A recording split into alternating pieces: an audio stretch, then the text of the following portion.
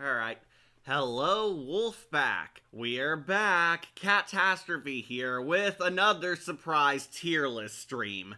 If you hadn't noticed the title, we're still in waifu territory because we're going to be ranking the best DC animated universe waifus on one epic tier list. These are all the hottest women from the animated DC Universe cartoon series made by Paul Dini and Bruce Timm. We have from Batman the Animated Series all the way up to Justice League Unlimited. So these are all the classics. If you're wondering, the DCAU was a very great cartoon universe. It was all interconnected, but very easy to get into, and it had the best versions of a lot of DC characters, including many of the female characters. And as anyone who's ever watched this great saga as a kid can tell you, there was always some character in here that one of us had a crush on. There were so many hot babes in the DCAU because Bruce Timm's art style was epic. We all have crushes on cartoon characters when we're kids, and let's face it, even all the way to adulthood. This introduced a lot of kids to very obscure DC characters and gave them very great designs, great personas, and made them some women we fell in love with. Oh, hey, Network, you made it. Hey, Shadowlink, you made it on time this time. We're doing the best waifus of the DC animated universe all on one epic tier list. We are ranking all the female characters based on how hot they are, how cool they are, how badass they are, how well written they are, and of course their personality. Because I do want a waifu who's compatible, and not just because she's hot, as we all do. We got all the main females of the DC animated universe, from Batman the Animated Series all the way to Justice League Unlimited.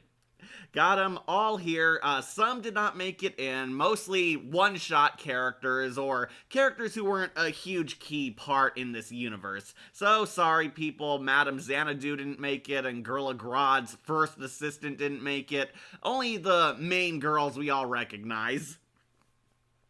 So if this is your first ever tier list, this is how it works. We're ranking from best to worst. S rank is great. They are the greatest of all time, the platinum, the best of the best, the character you want as your significant other. A is good. Good, not fully perfect. They are great characters, they are definitely decent, they are worth a date, but didn't quite reach the stats to make S tier. B, we have decent. These ones are okay. They're alright, they're fine, they're fun for a date, but not sure if you want them as your full-time waifu. C is average, like very okay-ish. It's like not great, but definitely not bad. These are ones you can see other people liking, but you yourself do not like. D is dud. They are the weaklings. They are characters that are below average. You don't absolutely love them enough to be your waifu, but they're not quite awful enough to be total failures. Not bad. There was a spark of hope there, and I think we might be putting a lot of underage characters on here because the Batman Beyond cast did make it on this list, apparently. And we have F. This is total failure. They are awful. They are the worst waifus. You do not want to have a relationship with these women. And we might see a few in here, but considering how perfect the DCAU is, we might see a lot more high praise for these women. So, as you can see, we got quite a big list here. It is pretty much covering all the main ladies of the DCAU, so I guess we should start. And let's start with the first hot chick ever to appear in the DCAU, my lovely Catwoman.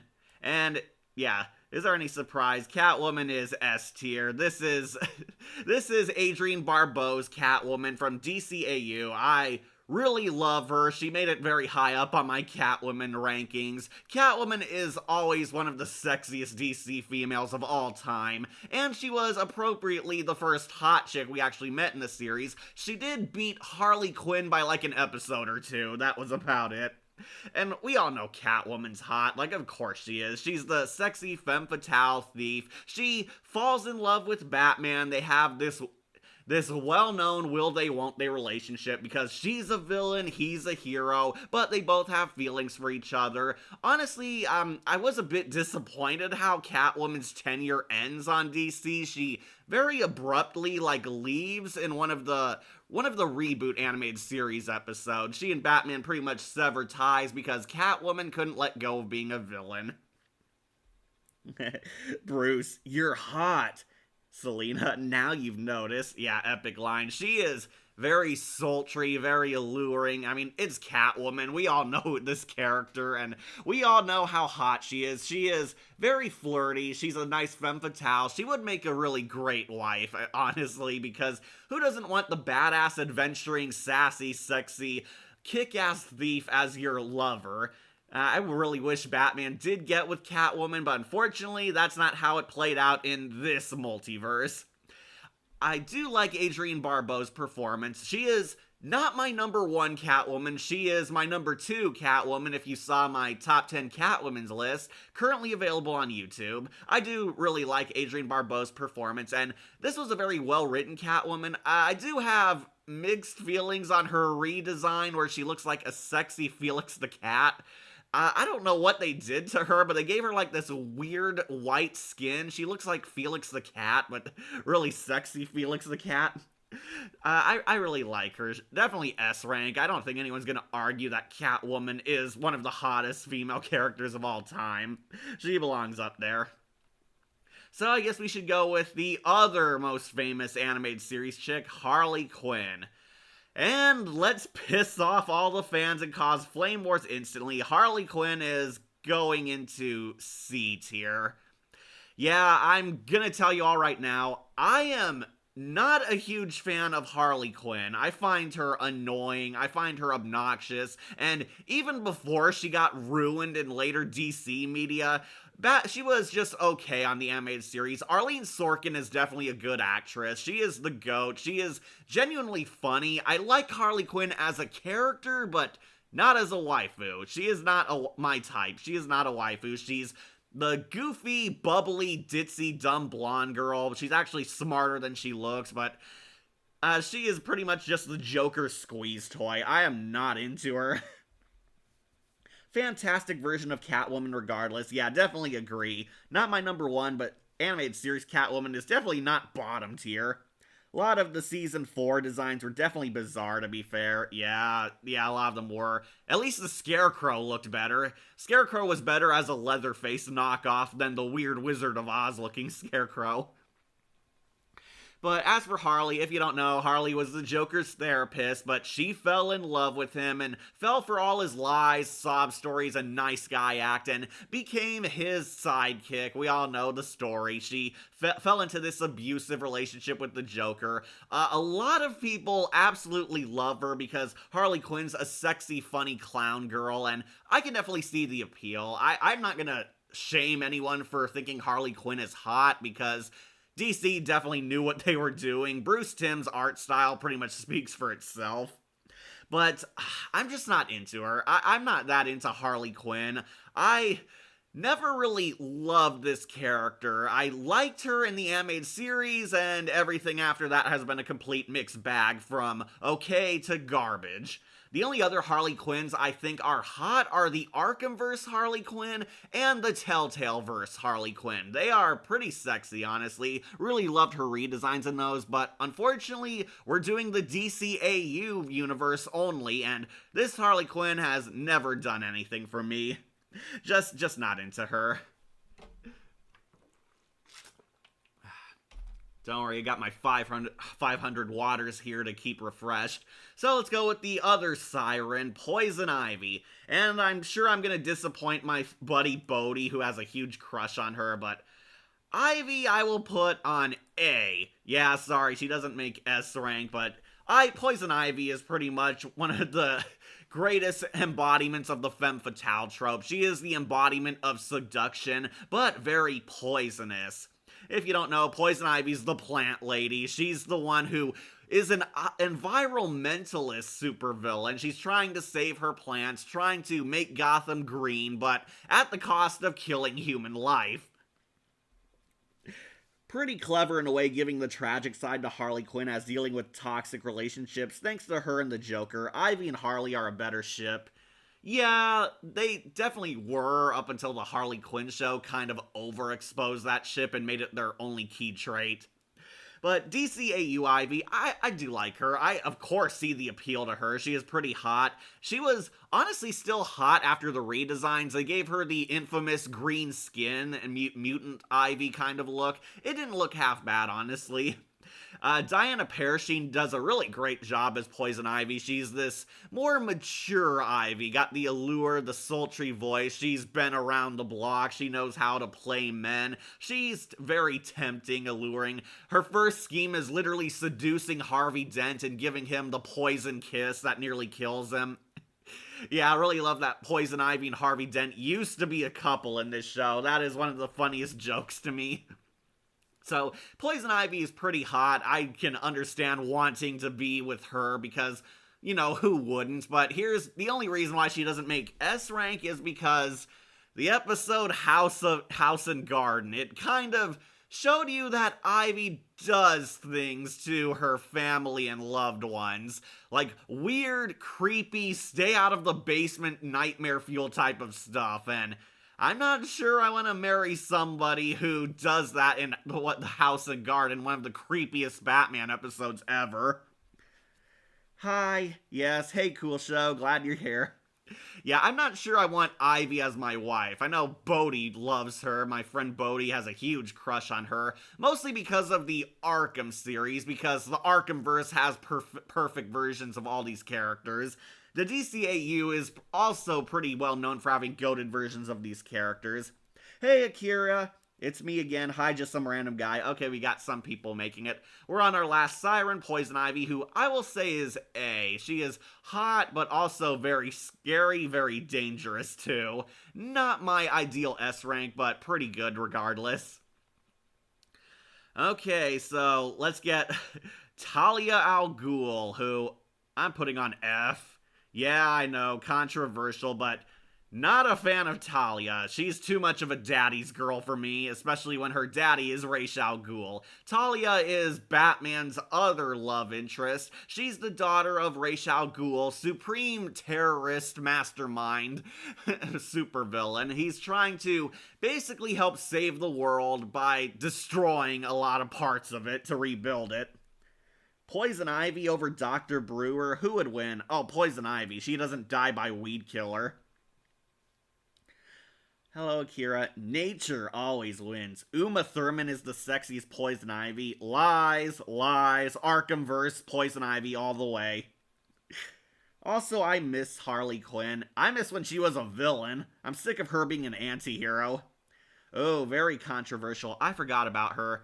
Yeah, Talia's an F. She's too much of a daddy's girl, to the point where she sacrifices her life and body to help her dad stay alive. If you don't know, Talia very anticlimactically died in between a time skip by allowing Ra's al Ghul, her dad, to transfer his mind into her body to keep on living in a more younger, physically fit form after his latest scheme failed, and yeah, not gonna be a fan of that. That's a man, baby.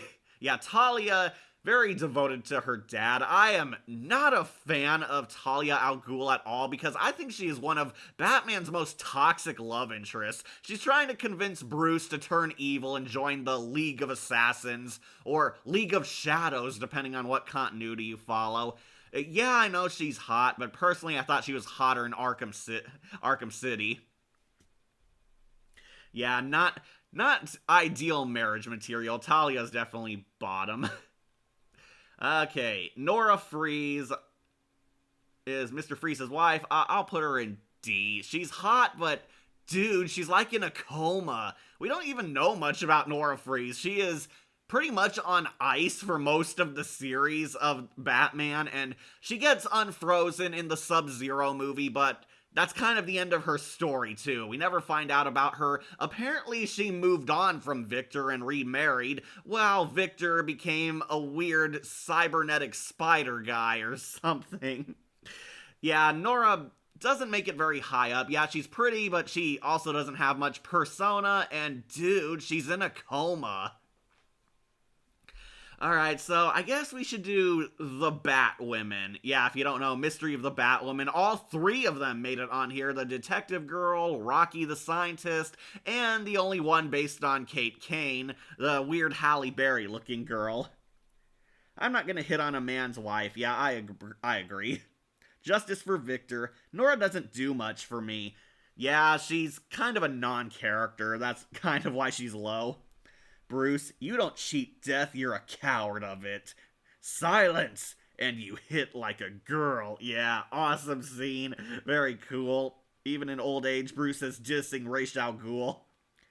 Oh, I also see the granddaughters of Harleen. Yeah, they're on here too. What happened to Mr. Freeze's condition got to him and destroyed his body? Yeah, very epic Batman Beyond episode. I actually wasn't against making Mr. Freeze the weird spider droid thing. Apparently people thought it was too silly, but I mean, this is the DC universe, and we're gonna be fighting aliens and supernatural threats, so not really that out there, but I can understand because Mr. Freeze is back to villain mode and depressed again. Nora Fries is cool, like, Emily Agreste is the Nora Fries of Miraculous. Yeah, except Emily got some character and persona. Batwoman is okay in DCAU. Yeah, she was definitely a mid character. I'm gonna put the Detective Girl in D because she did nothing for me. I think she's the least developed of the Batwomen. She's pretty much a stand-in for Renee Montoya, who's oddly not in the movie, and it would have made sense if Montoya was Batwoman because, you know, cute wink to the audience because Montoya was Batwoman's lesbian girlfriend, I think eventually wife or whatever, but no, Montoya disappeared and got replaced with this other chick who's exactly like her in every way, and she pretty much did nothing for me. She's kind of just there. The other two Batwomen are more interesting characters. Speaking of which, I might put Rocky on B. She is only in one movie, but she's kind of the cute, clumsy nerd girl. She's pretty adorable, honestly. She's the hyper-intelligent genius who made those weird liquid metal nanite technology that helps Batwoman on her crusade. I think she's adorable, but she also kind of hides secrets, like having a boyfriend yet still dating Bruce Wayne to get close to him. Still a better Batwoman than the CW version. Oh yeah, dude, a pile of crap with Batwoman's name tag on it is better than the CW Batwoman.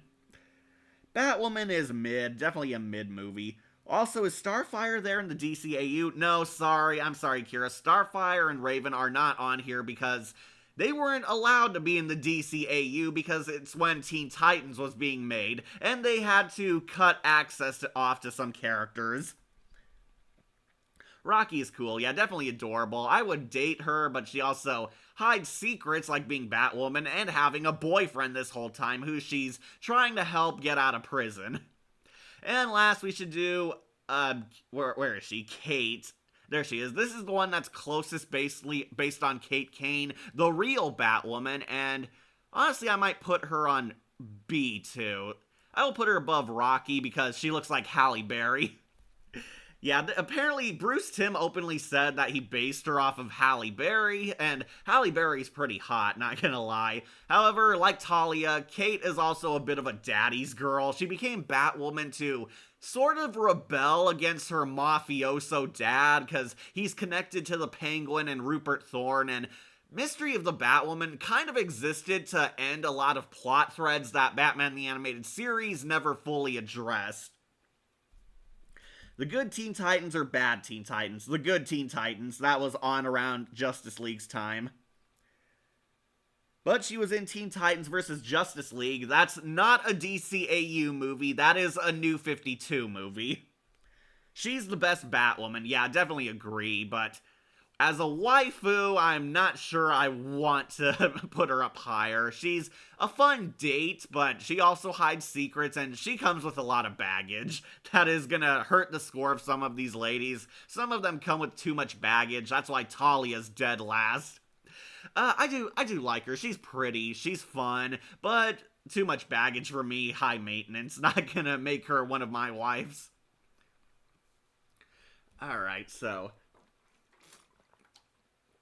clearing off some of the Batman the Animated Series, oh, I guess we should do Roxy Rocket, who, I might actually put up in A. Yeah, Roxy Rocket. Everyone who remembers this infamous character. If you don't know, Roxy Rocket was an original character made by Bruce Timm and Paul Dini, and they pretty much used her as an excuse to sex her up and bring a lot of parental bonuses for Batman the Animated Series out of fear that the show was being too lighthearted. Oh, a Batwoman and not a Batgirl? Say, is there a Batboy somewhere? I think that's Nightwing, and Terry McGinnis, technically. If you don't know, Roxy Rocket, she was a former stunt woman who is a huge adrenaline junkie. She likes the thrill of danger. She likes the thrill of fighting Batman. She gets this weird sexual fetish out of fighting Batman in a fiery explosion war where they almost die. She loved being a death-defying stunt woman. This eventually got her fired because she was too reckless and too on edge. She endangered herself quite often and caused a lot of problem. Then she took up being like a henchwoman for supervillains. She rides like this cool rocket ship kind of thing. It's like this, kind of like a speeder bike from Star Wars, but shaped in a rocket. A good one-off character who loves danger a bit literally. Yeah, she's definitely having fun, and she's another character with a crush on Batman because he gets her heart pumping, basically. She almost dies, and it's a very blatant metaphor for sex because a lot of things are exploding. She's riding this long shaft. She's moaning very pervertedly during her fights with Batman. She's so into it, but she's endangering herself and others, which is why she's kind of a villain. She sort of works as like a messenger for supervillains. She works for the Penguin, works for mafiosos. She cameos in Superman the Animated Series, so she had like more than a one-off at least. I can definitely see why people like her because she's that danger girl. She likes having fun. She's a wild ride. I would pretty much put her up high because she's probably the least evil or unlikable woman on this list. But yeah, Roxy Rocket, definitely a fun one-off character. Roxy Rocket should have a live-action movie. Maybe, but I'm not sure. In this day and age, people might get offended over it because she's too sexualized. Roxy should have had more appearances and should have been an anti-hero. I agree there. She did appear in Superman the Animated Series for like a brief second, giving Clark a message. I'm here. Hey, Jon Snow, you made it. We got a few of the Batman chicks out first before we upgrade to Superman the Animated Series. Hey, John. Okay, you're here. Okay, is that all the Batman the Animated Series chicks? Okay, then I think it might be, unless we want to count Zatanna, but I might count her a bit later. Oh, we have Batgirl. Batgirl, I will put on B. Yeah, I will put her on B. Did used to have a crush on Batgirl.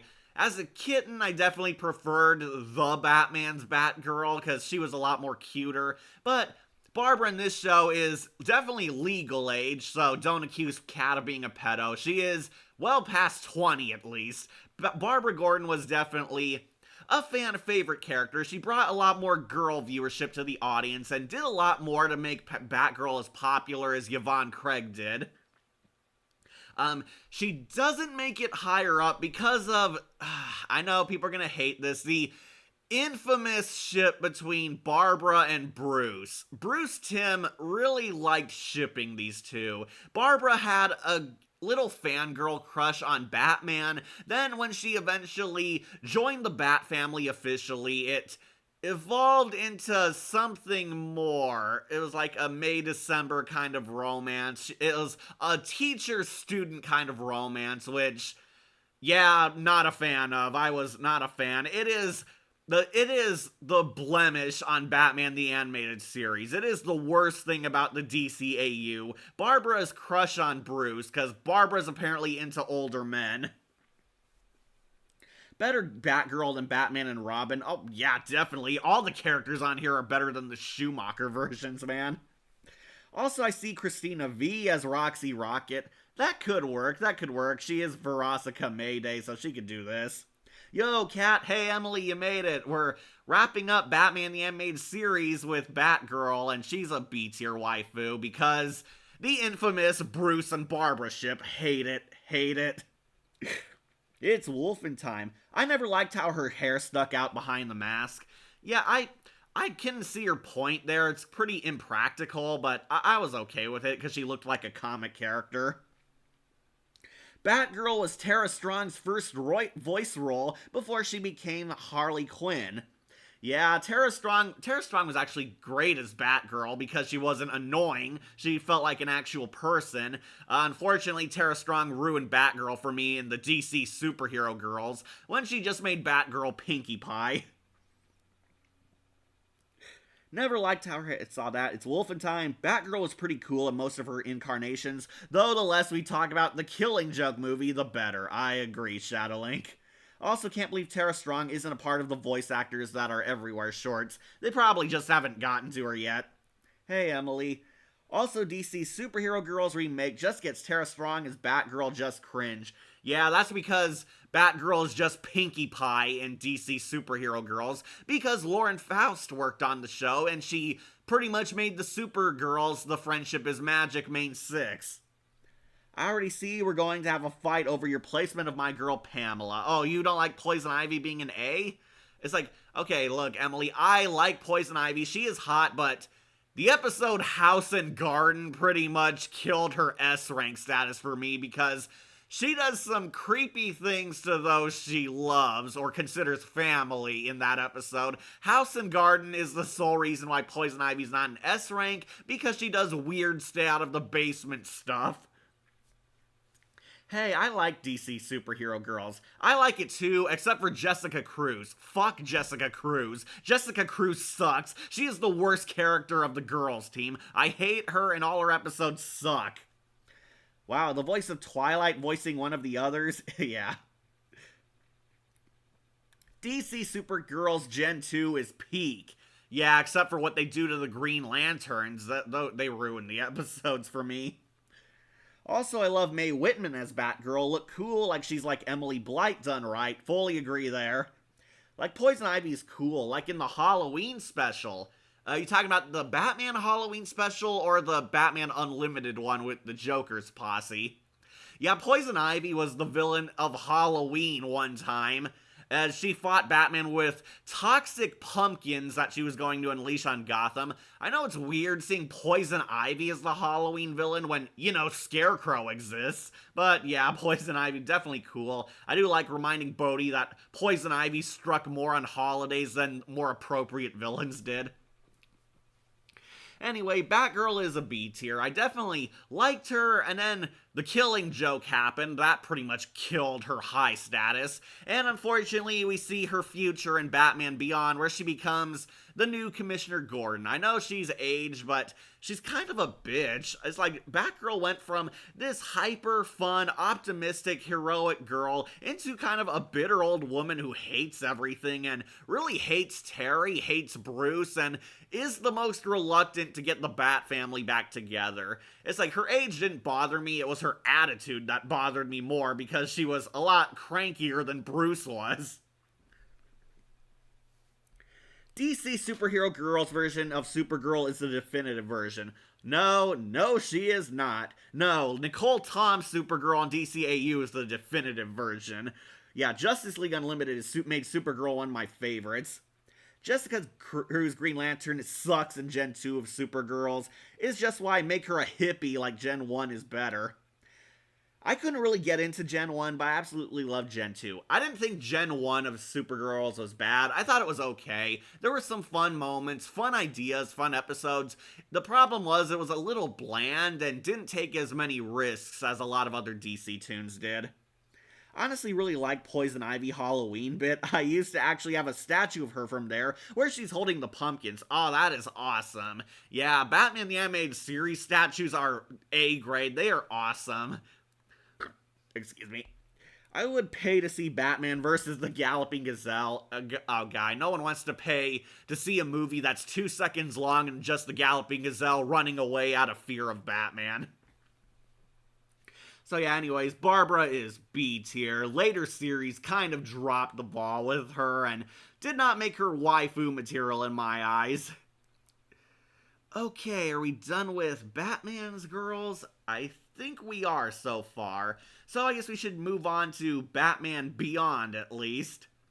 Let's do Aquagirl, who I will put on I'll put her on B tier. Aquagirl is pretty fun. She's the nice girl. She sadly doesn't make it high because she doesn't get as much screen time. Aquagirl is the legacy character carrying on Aquaman's legacy in the future Batman Beyond. Batman Beyond has a whole new generation of the Justice League, sans Superman, who's still fighting because he's immortal. I like how they made some of the supervillains into superheroes. Oh, you talking about that show? Yeah. I was fine with some, but did not like Harley Quinn and Poison Ivy being part of the hero lineup because they're evil. Also, I hate tween titans in Gen 2 DC superhero girls, like Starfire should have been in space and in Earth as a tween. Yeah, Cartoon Network has been bastardizing Teen Titans, let's be real. Young Justice Season 4 sucked, Teen Titans Go has always sucked, and the Tween Titans, are the bunch of babies in the Supergirl show, are annoying as hell, and do not make it better that they're a take that at Teen Titans Go. I did like that element. Since I've always been a big Poison Ivy fan, it was nice to see her as more of an anti-hero type character. Yeah, I agree. I did not like Poison Ivy as a hero. No way they made a tween Titans. Now we need adult Titans. There is an adult Titans. It's called Titans, aka the Fuck Batman show, and it failed, proving that if you go in the darker and edgy atmosphere, it does not make your show better than the lighthearted, goofy atmosphere one. Aquagirl, the one jail character that wasn't a dick to Terry at the start. Yeah, that's why she makes it high. Though they all eventually do after Justice League Batman Beyond 2-parter. We also need Old Justice. I think that was the Justice Society World War II movie. Yeah, Aquagirl was actually nice to Terry up until they all kind of divide at the end where Terry quits. Aquagirl got shipped with Terry, and I will say, she is cute, she is nice. The problem is she doesn't get much focus, much persona, so she doesn't make it extremely high up. But, I think I'd go on a date with her. Helps that she's also one of the few legal women in Batman Beyond. Speaking of which...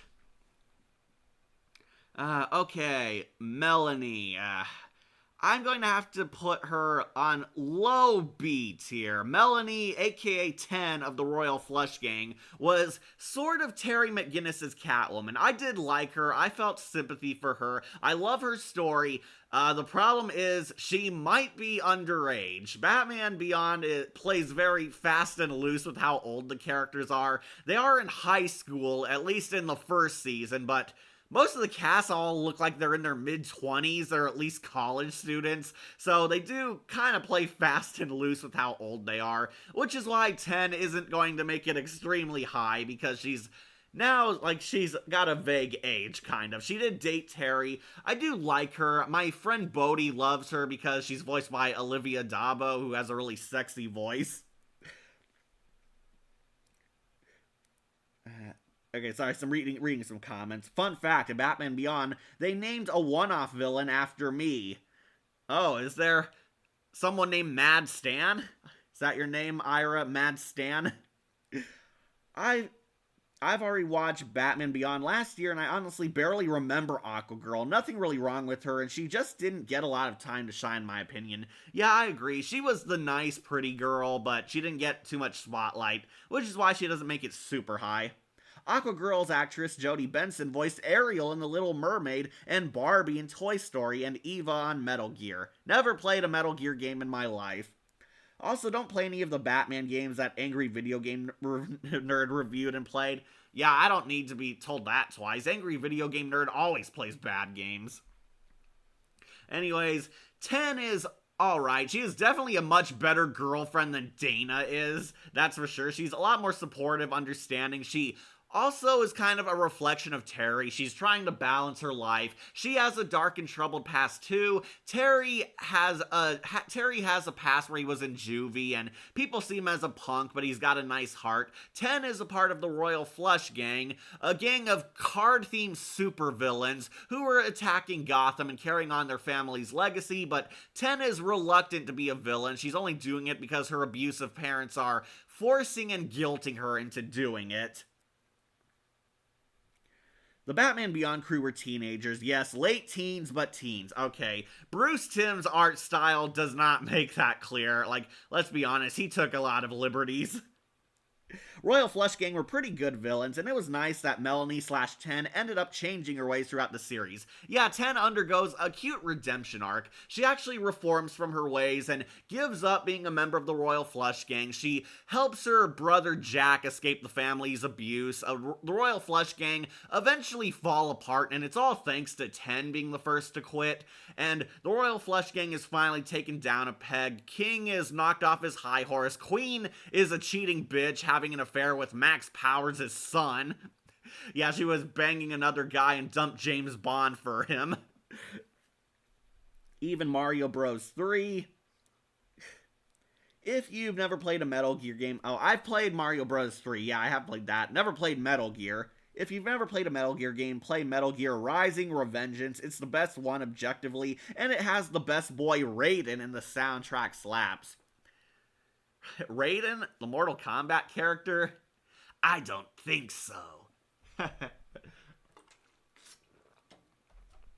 But yeah, Melanie, like, she's fine, but the problem is she's underage for me, and I didn't crush super hard on her even back then as a kitten watching Batman Beyond on DVD. Yeah, she's a B tier. She's a nice girl, but not waifu material for me.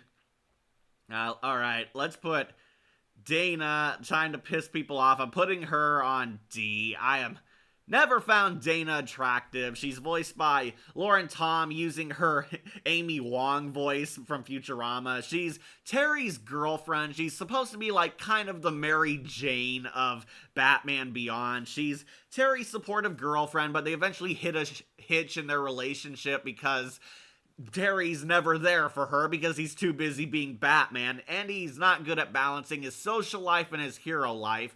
Dana's kind of the pretty girl. She's the girl next door. She's the popular girl with the heart of gold. She's dating Terry because she sees the good in him, but Terry's persona and his life as Batman kind of interfere in their relationship. Eventually, Dana does find out he's Batman, and she's fully supportive, actually, and fully accepting, which makes her nice, but I don't know. I've never found her waifu material. I know a lot of people love the heck out of her.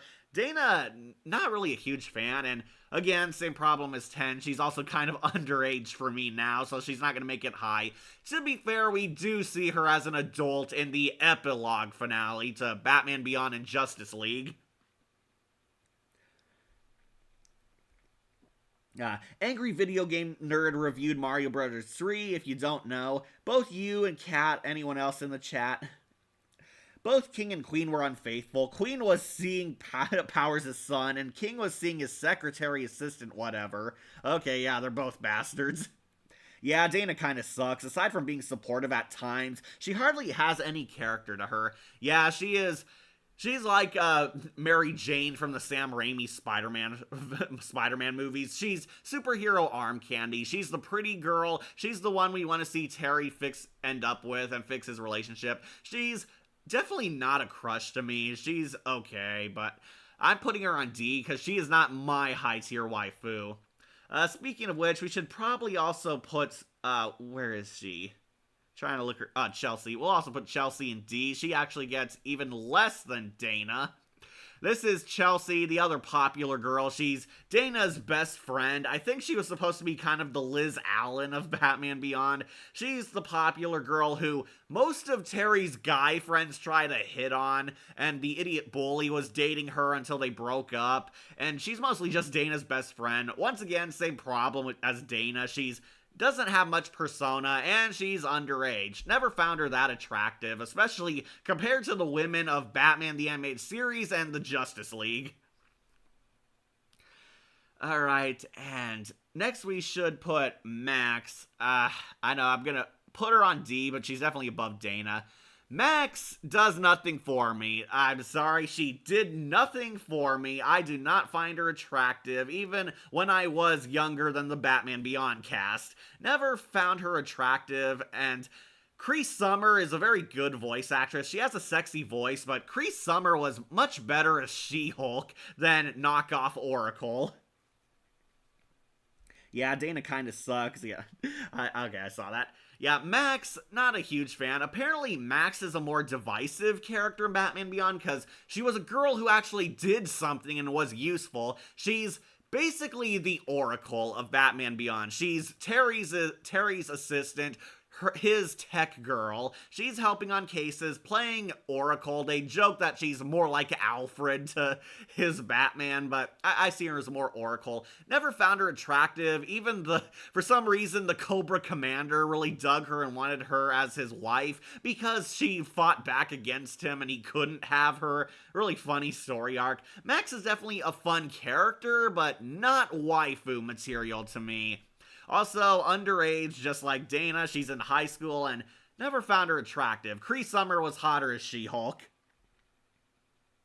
Here's a comment so that you don't read another again. Yeah, thanks, just some guy. Okay. We're almost done with the Batman Beyond girls. Alright, here she is. Let's do Inque. Inque, I'm putting on C tier. Yeah, Inque is the new generation, like Catwoman. She's, and more like Clayface. She's more the new generation Catwoman and Clayface. Inque is a professional thief who uses the power of like this liquid metal kind of shape-shifting. She's a living ink plot. She takes the form of like a sexy, seductive woman, but can also change her body into like weapons and the liquid metal Terminator and kind of Clayface style. Inque is pretty hot. She's got a sexy persona. She's definitely a scary femme fatale. However, she doesn't make it high for me because she is creepy. She's a really creepy. Max and Bruce's episodes were definitely some of my favorites, like setting her up to be the bait while he looks for Terry instead of the other way around. At least she ain't an F, otherwise she would stink. Yeah, I can see some people crushing on Max, which is why she's not F. I don't hate her, but I'm not attracted to her. Inque is C tier. I know there's a lot of people who like her because she's so freaky, but I kind of fear her because she's so freaky. In one of her most infamous scenes, she takes Terry hostage, and when Terry tries to radio calm Bruce, Inque kisses him and shoves her ink self in his throat, like kind of drowning him to silence him. And yeah, that was kind of a turnoff. Definitely not into Inque. She is way too weird and creepy for me. I know they tried to make her the sultry femme fatale. She's got more in common with Poison Ivy and Clayface persona-wise, but she's also pretty badass and cool. She is one of Batman Beyond's greatest villains. Like, a lot of people really debate how good the Batman Beyond original villains are, and she was one of the fan favorites because she was so cool and kick-ass, and definitely a high point as a scary villain, but I would not make her a waifu. Vanilla Cat, lol. I mean, one guy wanted to get with Inque in one episode and ended up being a freaky abomination. Yeah, I remember that. This weird guard kind of simps for her and helps her escape prison and becomes like her Harley Quinn, but Inque did not reciprocate his feelings back. Inque was pretty much using him and betrays him first chance she gets. Which, yeah, another points lost against her. Inque is also completely unloyal, unfaithful. I do not want a woman who will stab me in the back first chance she gets. Alright, I think we finally cleared off all the Batman Beyond girls. Oh wait, no, we got one more. Technically two. The Dee Dee Twins, who, you know, I will put on C tier. The Dee Dee Twins are spoiler, Harley Quinn's granddaughters, who became the new henchgirls for the resurrected Joker in Batman Beyond Return of the Joker. The Joker had a very distinct but very lovable fan favorite group of Joker gangsters on his team, and these two are the Dee Dee Twins. They're these weird acrobatic Raggedy Ann looking girls who operate as the new Harley Quinn. A lot of people really love them because, you know, they're very pretty, they're attractive, they kick ass, they're acrobatic, they're a lot more sexualized than their grandmother Harley Quinn, and they're voiced by Sabrina the Teenage Witch, who was every 90s kid's crush at the time. Yeah, Melissa Joanne Hart voices both the twins, very well I might add. She is pretty fun and spunky. I understand the love of the Dee Dee Twins, however, they don't make it high because they're kind of monsters. They're helping the Joker make a giant satellite that will shoot people from space. They murder Terry in an alternate timeline. And they're pretty psycho and sadistic at times. Definitely not waifu material in my eyes because they're a lot more villainous than most of the girls on this list.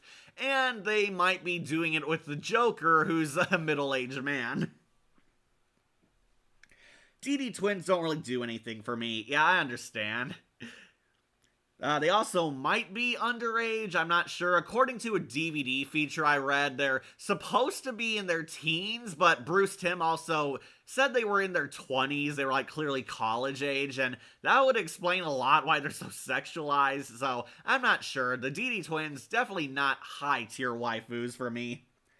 Every 90s kid's crush at the time in live action.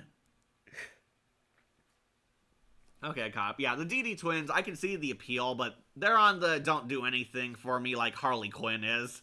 Definitely like Melissa Joanne Hart, though.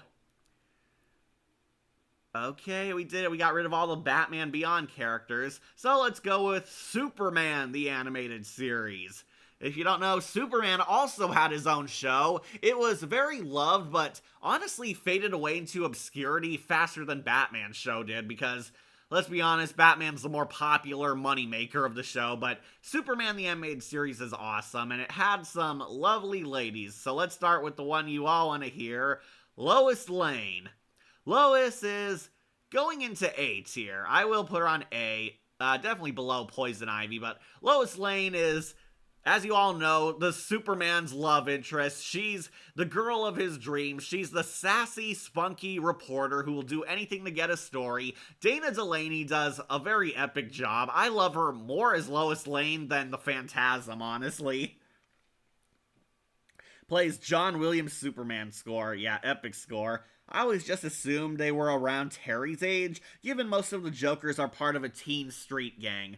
Well, I don't know, Bonk kind of looks like an adult. Bonk does not strike me as a teenager, Emily, and Wolf's age is very questionable. People say he's an adult, but you can't tell because he's a dog.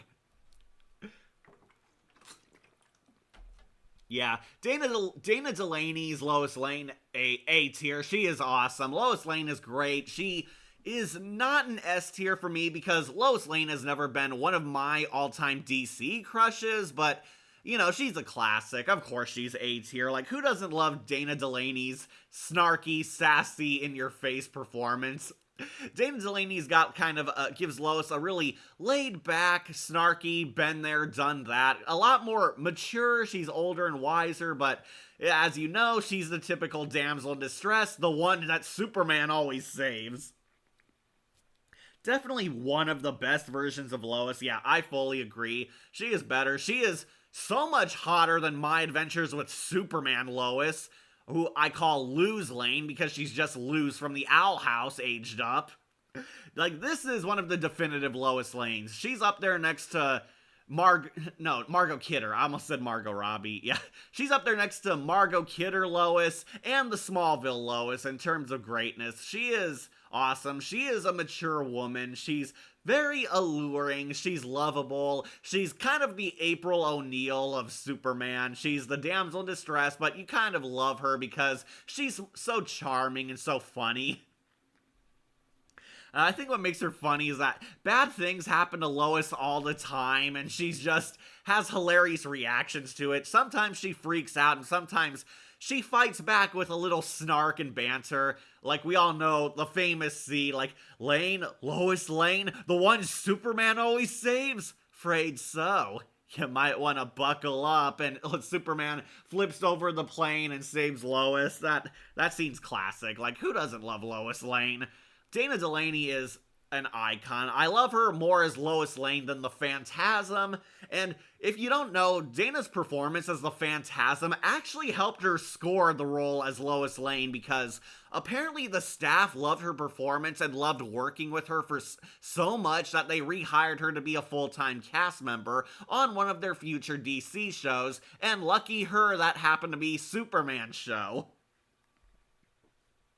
In DC Superhero Girls Gen 1, they made her pretty much the same. In Gen 2, they made her head of the school paper. Yeah, I actually like Lois on Gen 2 Superhero Girls. She was a lot funnier. Grey DeLisle is kind of this old school reporter. They made her a lot more nerdy and funny, rather than the sultry, sexy reporter she is in the Superman the Animated Series. But that's what makes her so great. I would put her on A tier, and fun fact, this is the first Lois to date both Batman and Superman. Lois actually is such a great reporter, she uncovers that Bruce Wayne is Batman during their movie, and yeah, apparently Lois is so hot, she attracts both the Dark Knight and the Man of Steel.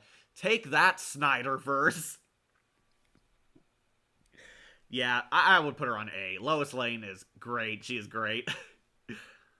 Alright, so next, we should, here's Mala. This is Mala, aka knockoff Ursa, who I will put on C tier. Mala is pretty much Ursa from the Superman 2 movie. She's not General Zod's girlfriend in this version. Like, she's a Kryptonian prisoner who Superman frees and tries to give a chance to, but surprise, she's actually evil and works for a fascist dictator who wanted to conquer Krypton. They apparently didn't have the rights to General Zod, Ursa, and Non, so they were kind of banned from being used on the DCAU, but she's pretty much Olivia Hussey's character in all but name. Better than Batman vs. Superman, I will say and agree. Yeah, definitely. Lois's love triangle with Batman and Superman was so much better in the DCAU than Zack Snyder ever wished he could. And Zack Snyder apparently had the ideal goal being Ben Affleck Batman and Lois Lane hooking up and having a super child together, which I'm glad we never got. But yeah, back to Mala. I do like Leslie Easterbrook. She's actually pretty hot in real life and has a really sexy voice, but not a big fan of her character. She's pretty much a complete, like, a dictator, a total meathead. She tries to hook up with Superman, but when he rejects her, she goes evil and frees not General Zod, and they go on a rampage until Superman traps them back all over again. Not attracted to her very much, mostly because her personality is really hideous. And her design is pretty generic compared to all the super women we have. Definitely not a waifu material to me, but hey, at least she's legal. I choose animated DC over live action any day, except for Matt Reeves' The Batman and the Dark Knight trilogy. I can live with those. Yeah, dude, you're preaching to the choir. Everyone agrees to that. And, okay, Supergirl.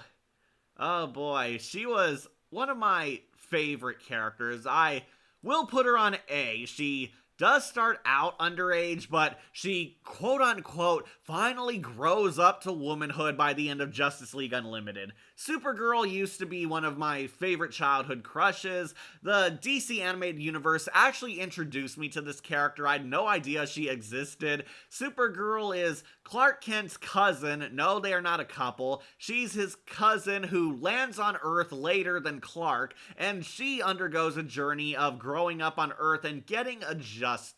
Clark is very protective of her because now she's the young one. She's the newbie coming into her own as hero. And who doesn't like Supergirl? I'm putting her on A. She is a lot better than Batgirl, that's for sure, because she gets a nice character arc. I'm the same, except I can live without the Dark Knight trilogy. I like '89 Batman movie though, and I haven't rewatched Matt Reeves' Batman, so don't know if it holds up for me.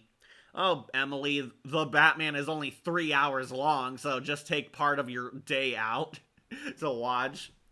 No, I liked Matt Reeves as the Batman. I did watch it. I thought it was pretty good. Catwoman and Battinson both made my top 10, so it did leave an impact on me. However, Jim Carrey's Riddler is much better than Paul Dano. Not a fan of Paul Dano's Riddler. Jim Carrey all the way. Best live-action Riddler. Anyway, Supergirl A tier. I do like her. I have grown up to like Power Girl so much more because Power Girl is an adult Supergirl, so no problematic things for me. But yeah, I would say Supergirl is a good waifu. She is fun, she's hardened, she's spunky, she's kind of a Rainbow Dash kind of character. I know a lot of people prefer the tomboy DC Supergirl, voiced by Shigo. I liked her too, but this one, definitely A tier. Really loved Nicole Tom's performance, and she sort of grows up as the saga goes along. She's the spunky teenager in Superman the Animated Series, and she finally makes her return in Justice League Unlimited. She's the first teen hero to graduate to an adult superhero, a part of the Justice League. I miss Inque explanation. Inque made it to C tier because she's hot but creepy. She does creepy things. She's kind of a psychopath. She betrayed the only man who ever loved her, so yeah, definitely not waifu material to me. Super Shigo was cool. Yeah, she was. Veronica Taylor has the sexiest voice ever.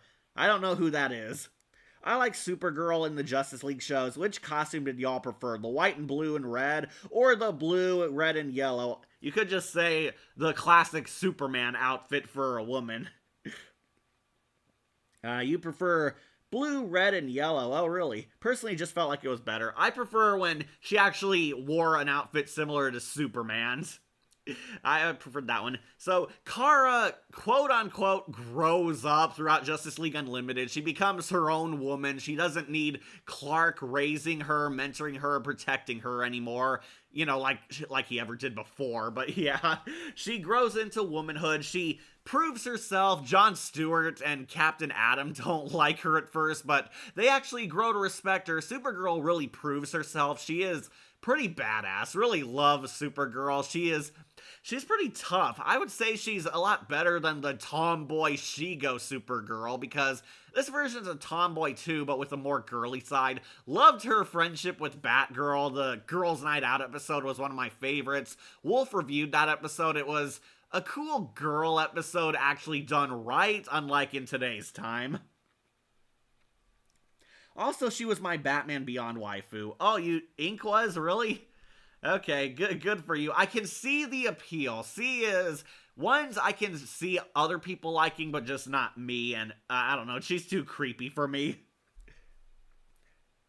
The DC superhero girls version of Supergirl is the definitive version because they made her into a badass punk rocker. They also did that to Black Canary, and nobody liked that. They did that to Black Canary too, and people were not fans of it. It's like, I don't hate punk rock girl Supergirl, but I don't know, I kind of prefer DCAU Supergirl more because she actually is an accurate depiction of the character. So yeah, I like her. The one thing I did not like is how they wrote off Supergirl. Basically, she, Green Arrow, and Green Lantern get time jumped by the Legion of superheroes who are in a very harsh war with the Fatal Five. They recruit Supergirl, Jon Stewart, Green Lantern, and Green Arrow in the fast forward in the future, and Supergirl basically falls in love with Brainiac 5 and decides she wants to stay in the future. She abandons her own life to start a clean slate and become the hero the Legion of the Superheroes needs. And yeah, basically they all accept it. She doesn't even say goodbye to Clark except through a Dear John letter. Also, she's a shapeshifter, and I'm in love with shapeshifting women. I understand. I know shapeshifting women are hot. I love Mystique, but I like Mystique because she's actually a solid. She would be better as a punk rocker if her name was Sheena. Oh, the Queen of the Jungle? I think Batman Beyond Year One fan film made by Loomis Entertainment. Never seen it. So, yeah, Supergirl kind of waves goodbye to the Justice League and finally accepts, like, her adult life, and she basically leaves her old time for a guy. She falls in love with Brainiac 5, joins the Legion of Superheroes, and becomes the new Superman family member for a new generation, and she leaves a holographic goodbye note for Clark, and Superman kind of gets over it in a few seconds, and that is kind of the last final farewell to Supergirl. Really wish she returned in the Justice League vs. Fatal 5 movie, because that would have made more sense than Jessica Cruz, but whatever. So, yeah, she's A tier. Power Girl is way hotter, but Supergirl has always been a childhood crush of mine. Definitely high respect for her. Okay, I think we're almost done with all the Superman characters. Hang on, I'm gonna be right back, use the restroom, so you guys can vote on who you want to see next.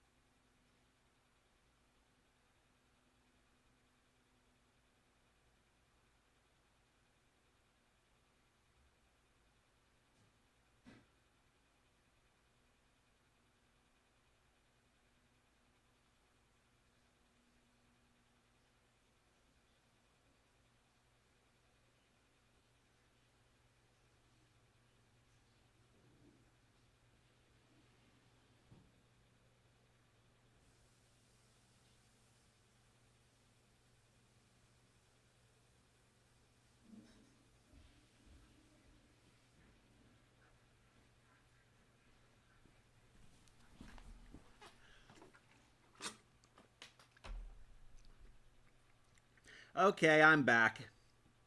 Let's see, who'd you got? What, any new comments?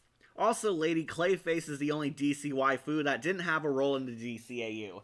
I think that's because Lady Clay didn't exist yet. Yeah, if you don't know, there are multiple Clayfaces, and Lady Clay I don't think existed yet. She came in like the mid-2000s when the show was already on the air and the Bat embargo was in place. Like, it's a shame we didn't have female Clayface. Well, apparently they're trying to make Clayface gender fluid because he's a shapeshifter, but the less said about that, the better. Oh, people want Ice? They want to see Ice next. Okay. Okay, people want Ice.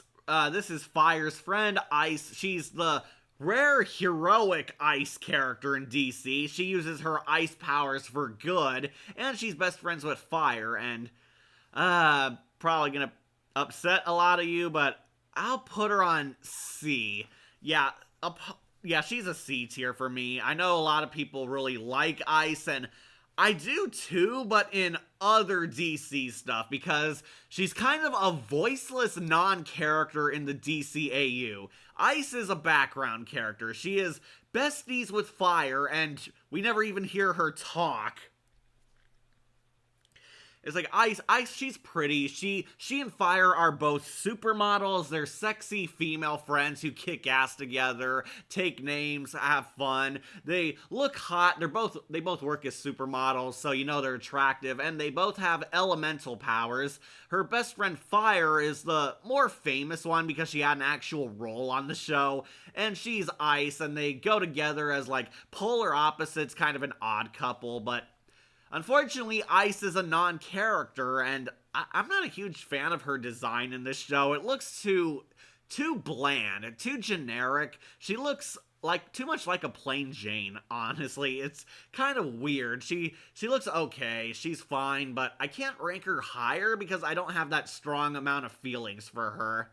I will say she's definitely not bottom tier, but she's okay. If you have a crush on her, that's fine. Ice just never did anything for me until Batman Brave and the Bold, where she's played by Hynden Walsh. I hardly even remember her. Yeah, I agree, Shadowlink. She's a background character. She's in with the group shots in Justice League Unlimited. We see her, like, fight parademons once in the finale. She doesn't even talk. She, like, stands around with fire or in group shots with the Justice League.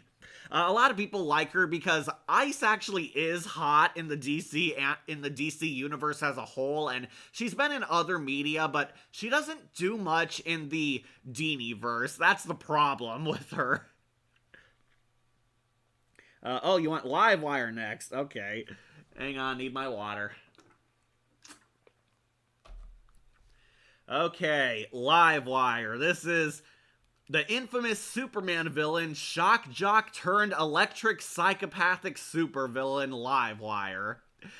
She was a radio feminist kind of DJ who didn't listen to Superman when he warned her of dangers happening around her stage show. Then she suffers a mutation, electrocution, which gives her electric powers.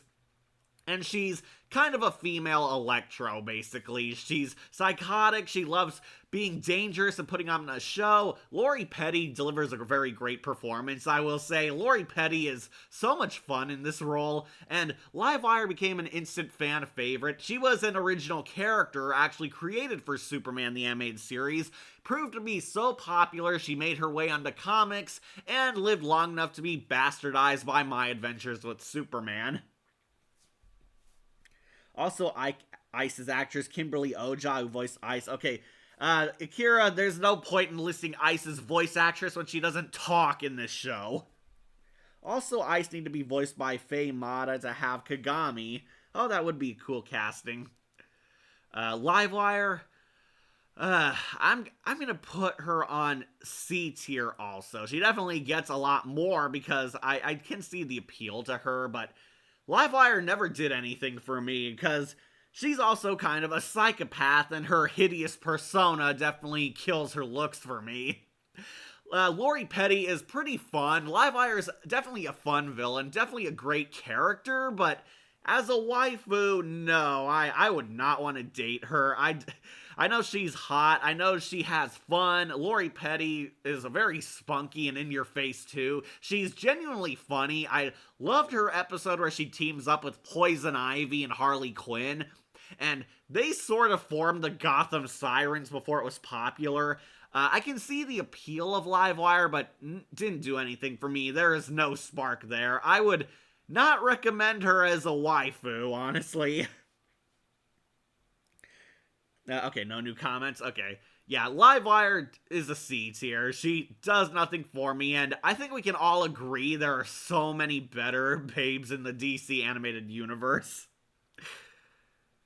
Okay, we got two more Superman the Animated Series girls. Alright, let's go with Lana Lang, who I actually will put in A tier.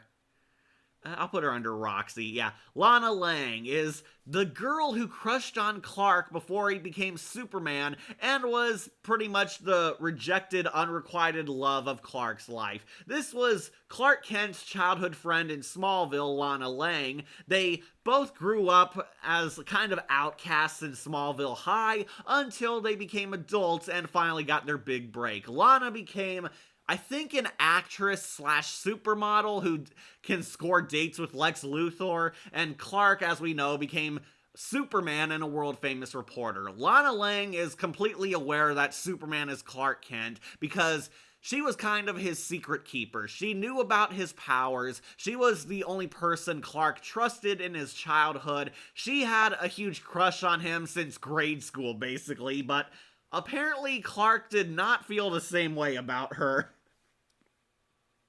Oh, you agree with Lana Lang? When I first saw Livewire, I thought she was a superhero.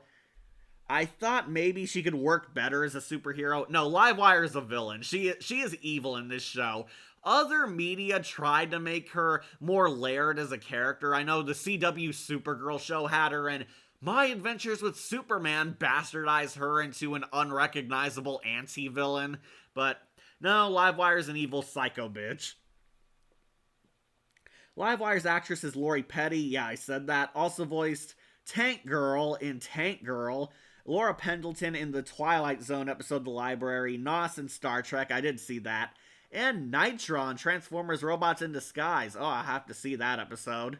Never saw the Robots in Disguise. Say what you would about the male version of waifu. Oh, what would the male version of waifu be called? A manfu, a hubfu, or a guy or boyfu? They're called husbandos. Husband with an O at the end. Husbandos are pretty much the male equivalent of waifus. They are animated guys you have a crush on. They're just simple. It's husbando. That is what you call a fictional guy you want to sleep with, and I'm not going to be making any husbando lists if you're curious, because I don't swing that way. In more recent years, Livewire has become more of an anti-hero, but in her original incarnation, she was a villain. Yeah, Livewire was originally a villain, a really cool villain. Character-wise, I would put her A rank, but waifu-wise, I put her lower because she's not an ideal mate. No, I agree with Akira's casting choice. Okay. So anyways, Lana Lang, pretty nice. She is pretty hot too. She is definitely right there next to Lois Lane. She is also the pretty girl next door type. She's wholesome, she's friendly, she's got a lot more backbone to her. She stood up for Clark in high school when he was picked on and when he couldn't figure out his powers. She was always by his side. She had a crush on him and still has a crush on him well into adulthood. However, in her most famous episode, she returns to Smallville on like a tour, and she's currently dating Lex Luthor. However, she decides to help Clark because Clark knows Luthor is evil, and she operates as kind of the mole for Superman, helping snitch on Lex Luthor and his criminal operations, seeking intel to him. And I do find it funny that Mercy Graves is sort of jealous of Lana. She doesn't trust Lana. She is rightfully suspicious that Lana is a thorn in Luthor's side, but it's more so out of petty jealousy. There's a hinted relationship that Mercy is into Lex Luthor, and she sees Lana as an obstacle. Okay, no new comments. Yeah, she sees Lana as an obstacle, and Lana unfortunately gets exposed, and Luthor, in his rare human moments, is very reluctant and heartbroken that Lana completely betrayed his trust, and he has to have her killed because she knows too much. But Luthor oddly actually has a conscience, and we see the good side of Lex too through her. Like, you would never suspect Lex Luthor is actually reluctant to kill her, but he has Mercy do it, and Mercy, of course, is having a ball with it because she's a jealous bitch and wants to remove Lana from their love triangle, basically. Mercy Graves is just cool. Like, imagine Natalie saying core actress for voice for Mercy Graves. Yeah, I could see that.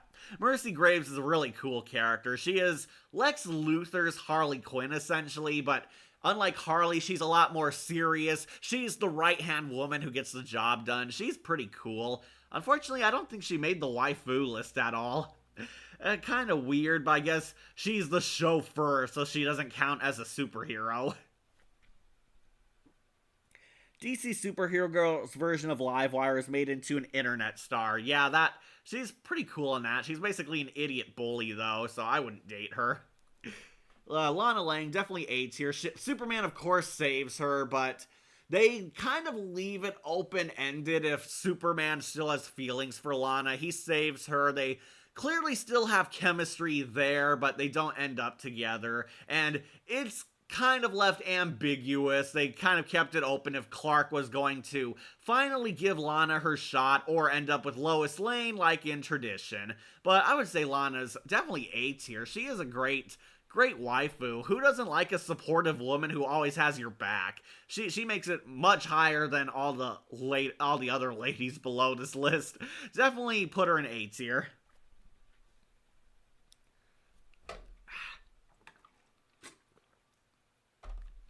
Okay, so let's get our last Superman babe out of the way, Volcana.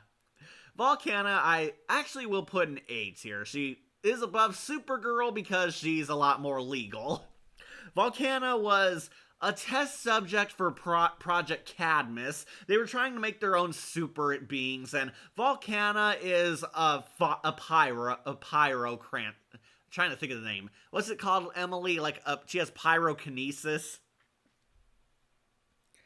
I want to discuss some waifus. Made it just in time, James. We're at least halfway through the waifu list, thankfully. It didn't take us too long. We're on Volcana now. She was a test subject by the government. She gains fire powers. She's a pyrokinetic, I believe is the term. She can create fire and shoot flames from her hands. She is literally the hot redhead girl, voiced by Perry Gillipan, and who you might know as Roz from Frasier, along with other suave, sexy voices in her career. And yeah, she pretty much brings her A-game to this character. Volcana, I would say, is kind of the villain equivalent to Black Canary. She's the sexy bad girl, but she's on the villain side. She's kind of an anti-villain because she has a sympathetic story. Superman saves her from the government. She's being hunted down. He gives her own private island, but I guess Volcana liked being a villain because she's back to evil mode by the time of Justice League. Or a pyromancer. Okay, pyromancer did work. Hello, James. Pyrokinetic. Thank you, Emily. Yeah, I would put Volcana on A because definitely the traditional hot, dangerous supervillain. She shoots fire. She flirts with Superman. She flirts with Firefly of all characters. Firefly definitely wanted to tap that fire. And she's pretty cool. She's kick-ass.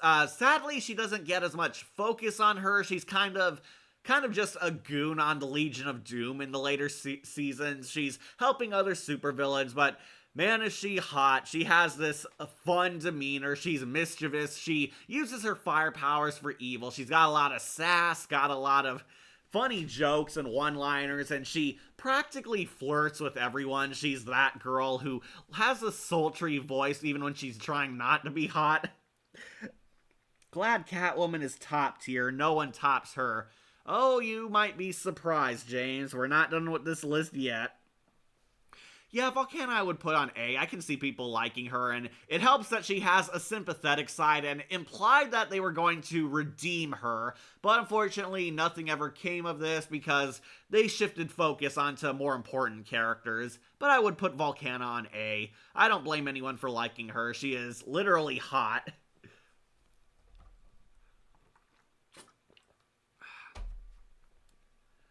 Alright, so we're almost at the Justice League, but let's remove the Static Shock love interest. I think her name was Frieda, who I'm putting on D. I know people are going to probably hate me for this, but yeah, I'll put Max above her, yeah. Frieda is definitely D tier because run into the problem, she's underage, and even back when Static Shock was on, I wasn't really attracted to her. Frieda and Daisy, the popular girls, they were all right. They were pretty decent characters. They didn't have too much depth to them. Frieda was actually the nice, lovable alpha bitch. She was popular, but she had a heart. She was initially Virgil's love interest up until she got replaced by Daisy, and Frieda kind of disappeared. Never found her that attractive, even when I was in diapers watching Static Shock. Not attracted to her and still don't see the appeal to her now, and definitely D tier. She's a dud. Never really liked her all that much. Oh, so there is someone who tops her? Yeah, there are someone who tops Catwoman, but we'll get to that. Alright, so let's get one of the last Batman characters, Andrea Beaumont, aka the Phantasm. Yep, she made it on here, and I'm gonna put her on B. Yeah, Andrea Beaumont, I know people are gonna be probably pissed because Mask of the Phantasm is an S-rank Batman movie. However, Andrea has some issues. She doesn't make it high for me because Andrea Beaumont has some very huge emotional scars and baggage, and definitely high maintenance as a waifu. If you don't know, Andrea Beaumont was the Phantasm. She's secretly this supernatural supervillain serial killer tracking down and killing mobsters. We find out the mobsters had her daddy whacked, and she's avenging her dad's death by posing as this Grim Reaper style supervillain. Where is Catwoman? Pardon, Batwoman. Okay. Batwoman, if you haven't seen, Rocky and Kate are down here in B tier, and the cop girl made D tier because she is pretty much the only non-character.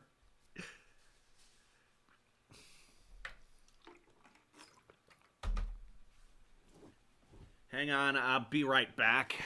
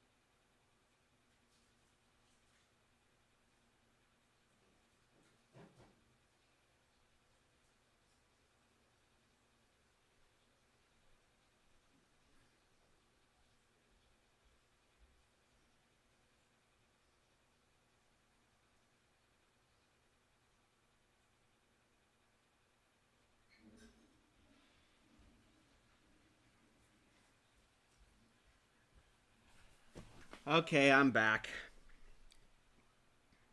Batwoman, the gay pride character, yeah, that is who Kate Kane is, but she kind of had multiple characters, so one of them could be shipped with Bruce, but one of them was gay, and she's pretty much down low because she did nothing. Bruce's first love interest in a way, though fate had other ideas for them both. Yeah, Andrea. Andrea went down the dark side, and that is why she is B tier. Andrea is pretty much what Batman could have been. Somebody who wanted to fight injustice, but ended up being the villain, no better than the people she's killing. Andrea is getting revenge upon the mafiosos who whacked her dad, and she kills all of them except for the Joker. Spoilers, Jack Napier is a member of this mob. Yeah, apparently the Batman 89 movie is canon. This Joker is confirmed to be Jack Napier, the Jack Nicholson Joker. He did work for the mob, and he was the hitman who killed her dad, so of course she saves him for last, but we all know it's an excuse because the Joker's the final boss in every Batman story ever. What's your opinion on the one-night hookup between Batman and Batgirl? Hated it. I talked about that. Do not ship Bruce and Barbara Gordon together. It is one of the worst ships ever, and pretty much the darkest negative on the DCAU as a whole. Anyways, Andrea Beaumont, she is very much damaged. It's pretty clear. She and Bruce actually used to have a very sweet and wholesome love life. They actually loved each other, and yes, it is confirmed that Batman actually had sex in a Batman movie.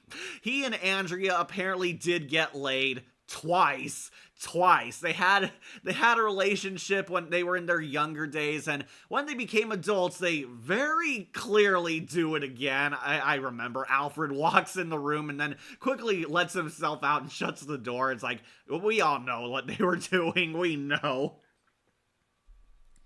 Yes, that is right, Akira. Phantasm is voiced by Dana Delaney in her first DCAU role, and of course, Dana Delaney did such an awesome job. She is great as this character, and she was so good that Bruce Timm and Paul Dini wanted her back as Lois Lane, where she became a full-time actress on the show, because yeah, she's great. She has charm, charisma, and that does rub off on Andrea Beaumont. Andrea is actually initially fun, but we find out she's more damaged than Batman is. Like, the death of her parents definitely haunts her. It definitely broke something in her, and she tragically gave in to the dark side. She is pretty much killing and doing these things out of personal vengeance rather than fighting for justice like our favorite Dark Knight does.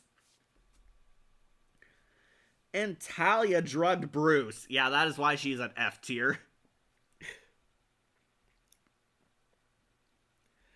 Phantasm actress Dana Delaney played Lois Lane, and Wisla Velar in Brave and the Bold. And Susan McCall in Almost You. Never saw that one. Andrea being revealed the Phantasm was pretty cool. Well, they do kind of cheat by giving her the man voice of her dad. We're led to believe that it's her dad as the Phantasm. He's like wearing like an exosuit and buffed up and is fighting the mobsters who wronged him. But nope, dad actually died, and she's kind of dressing as the ghost of her dad because they use the same voice actor as Andrea's dad and the Phantasm. He's got a really cool voice though, I'll agree to that. But I'm not sure I want Andrea as a waifu. That is why she's lower, because the movie highlights that she is damaged. She is too far gone, and when Bruce confronts her on this, she pretty much confirms that no, she is giving into the Phantasm identity entirely. She is not going to be with Bruce and does not see any happy ending to this, and she does live. She quote-unquote kills the Joker, but spoilers, they both somehow survive a huge explosion. Like, a nuke goes off in the amusement park, and they're both burned up, and we're led to believe they died, but no, of course the Joker didn't die because he's too marketable, and apparently Andrea somehow survived that. She's on, like, a boat heading for Europe, and we see her crying to herself about how she couldn't work things out with Bruce, and she disappears until she returns for a cameo in Epilogue. Also, what happened to Andrea Beaumont? Like, it's been years. Andrea Beaumont, the Phantasm apparently did make her way into comics, but they kind of stopped using her. I guess they ran out of stories to tell with her. That was kind of the problem. She was great in Mask of the Phantasm, but she was very clearly supposed to be a one-off kind of villain. She was the villain of a movie. She was never meant to be this recurring foe slash anti-hero showing up in DC, and she's kind of appeared on and off in DC stories whenever it was convenient. Andrea I will put on B because she used to be great. She does have the capabilities of being a good waifu, but too damaged for me. She is too unhinged. Definitely don't want to marry her, but she did have her moments. Alright, we finally made it to the Justice League / Justice League Unlimited, where this is the one that has all the top tier women. Justice League and Justice League Unlimited is one of my favorite DC shows of all time, and definitely the abundance of hot women helped the viewership.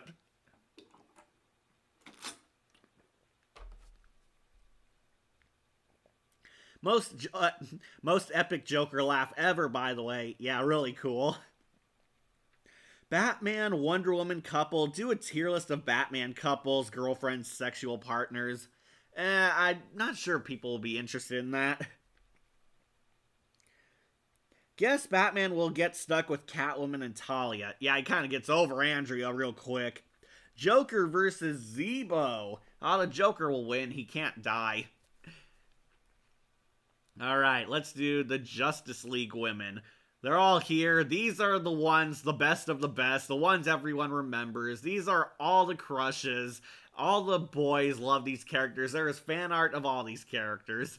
So, let's start with Hawkgirl. I think this is her. This is the only Hawk person, yeah. Okay, this is Hawkgirl, clearly from the flashback episode, and people might be upset, but I'm putting Hawkgirl on C. Yeah, Hawkgirl never did anything for me. Like, I'm sorry. She doesn't do much for me. My brother Wolf really loves Hawkgirl, and a lot of my friends like her. She's very pretty. She looks like an angel. She's got this kick-ass attitude. She is the tomboy of the Justice League. She's very hard-nosed, loves a good fight, is very outspoken, very fiery, has a temper. She's kind of the Raphael of the Justice League. She's the one with anger problems and is impulsive. Also, I see Joker versus Jack the Ripper, Record of Ragnarok. Okay, I thought you were talking about Gotham by Gaslight. Batman times Wonder Woman. Yeah, I did like the ship, okay? It was pretty cute. I thought it was adorable that Batman and Wonder Woman definitely had feelings for each other, but spoilers, it didn't go anywhere. Anyways, let's talk about Hawkgirl. This is one of the greatest interpretations of Hawkgirl ever. The Justice League made her a household name. It made her cool. It made her more popular than Hawkman ever was. Everyone loves Hawkgirl. She has this on and off relationship with Green Lantern John Stewart, which was pretty romantic, not gonna lie. I do like Hawkgirl as a character. However, I am not too keen on her as one of my waifus. Like, I just never been attracted to Hawkgirl. I respected her, but never really fell in love with her. It didn't help that she's also kind of a liar. Start off with Waller to get her out of the way. Yeah, we'll do her next, but we'll start with Hawkgirl first because she's one of the main big names of Justice League.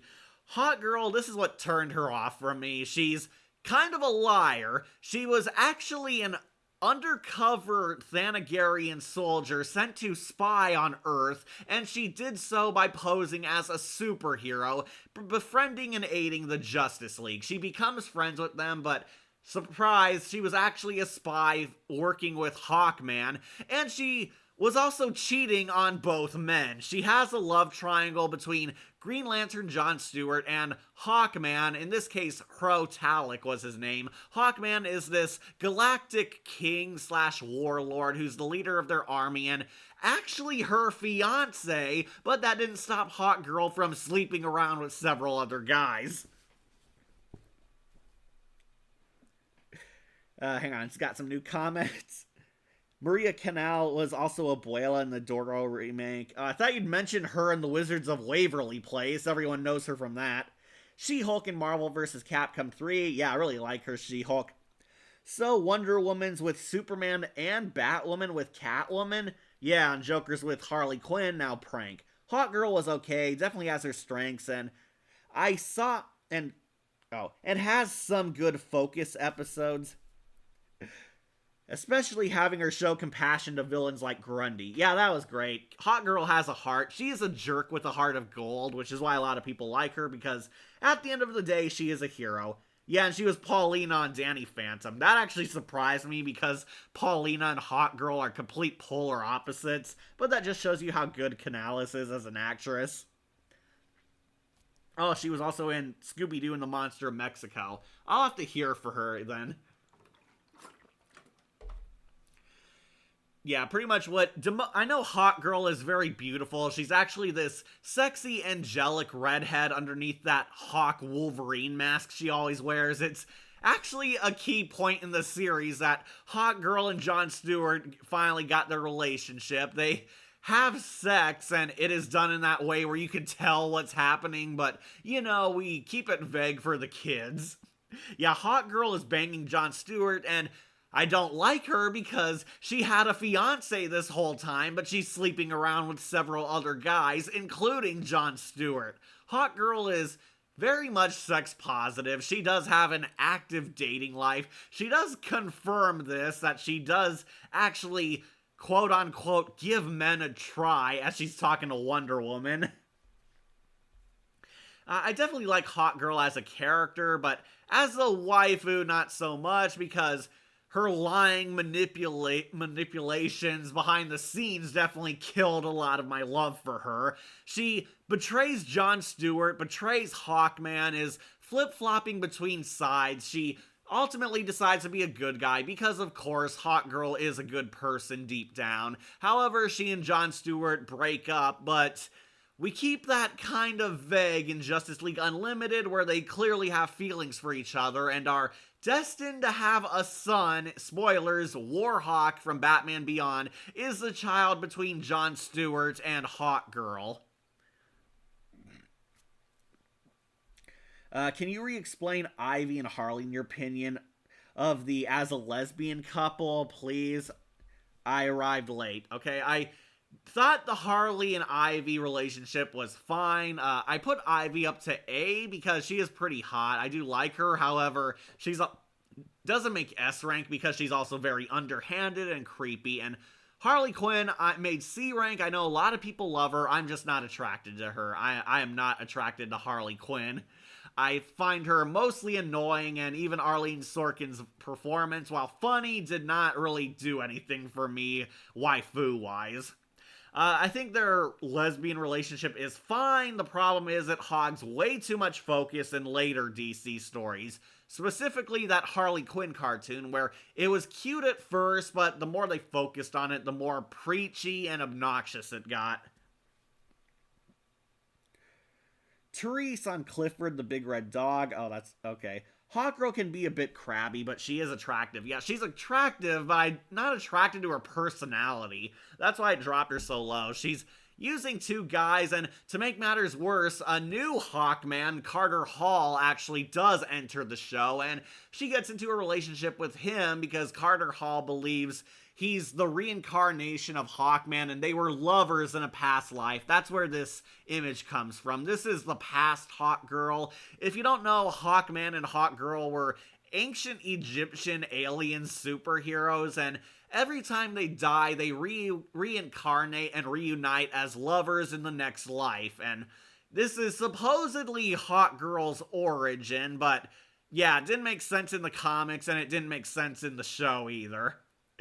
And I don't know. I wouldn't date Hawkgirl, as I'm not attracted to her. She is not my type. She makes it the C tier because she just doesn't do it for me, just like Harley Quinn. Alright, so next, someone wanted Amanda Waller out of the way, and we'll put her on F. It's like, no, I do not find Amanda Waller waifu material.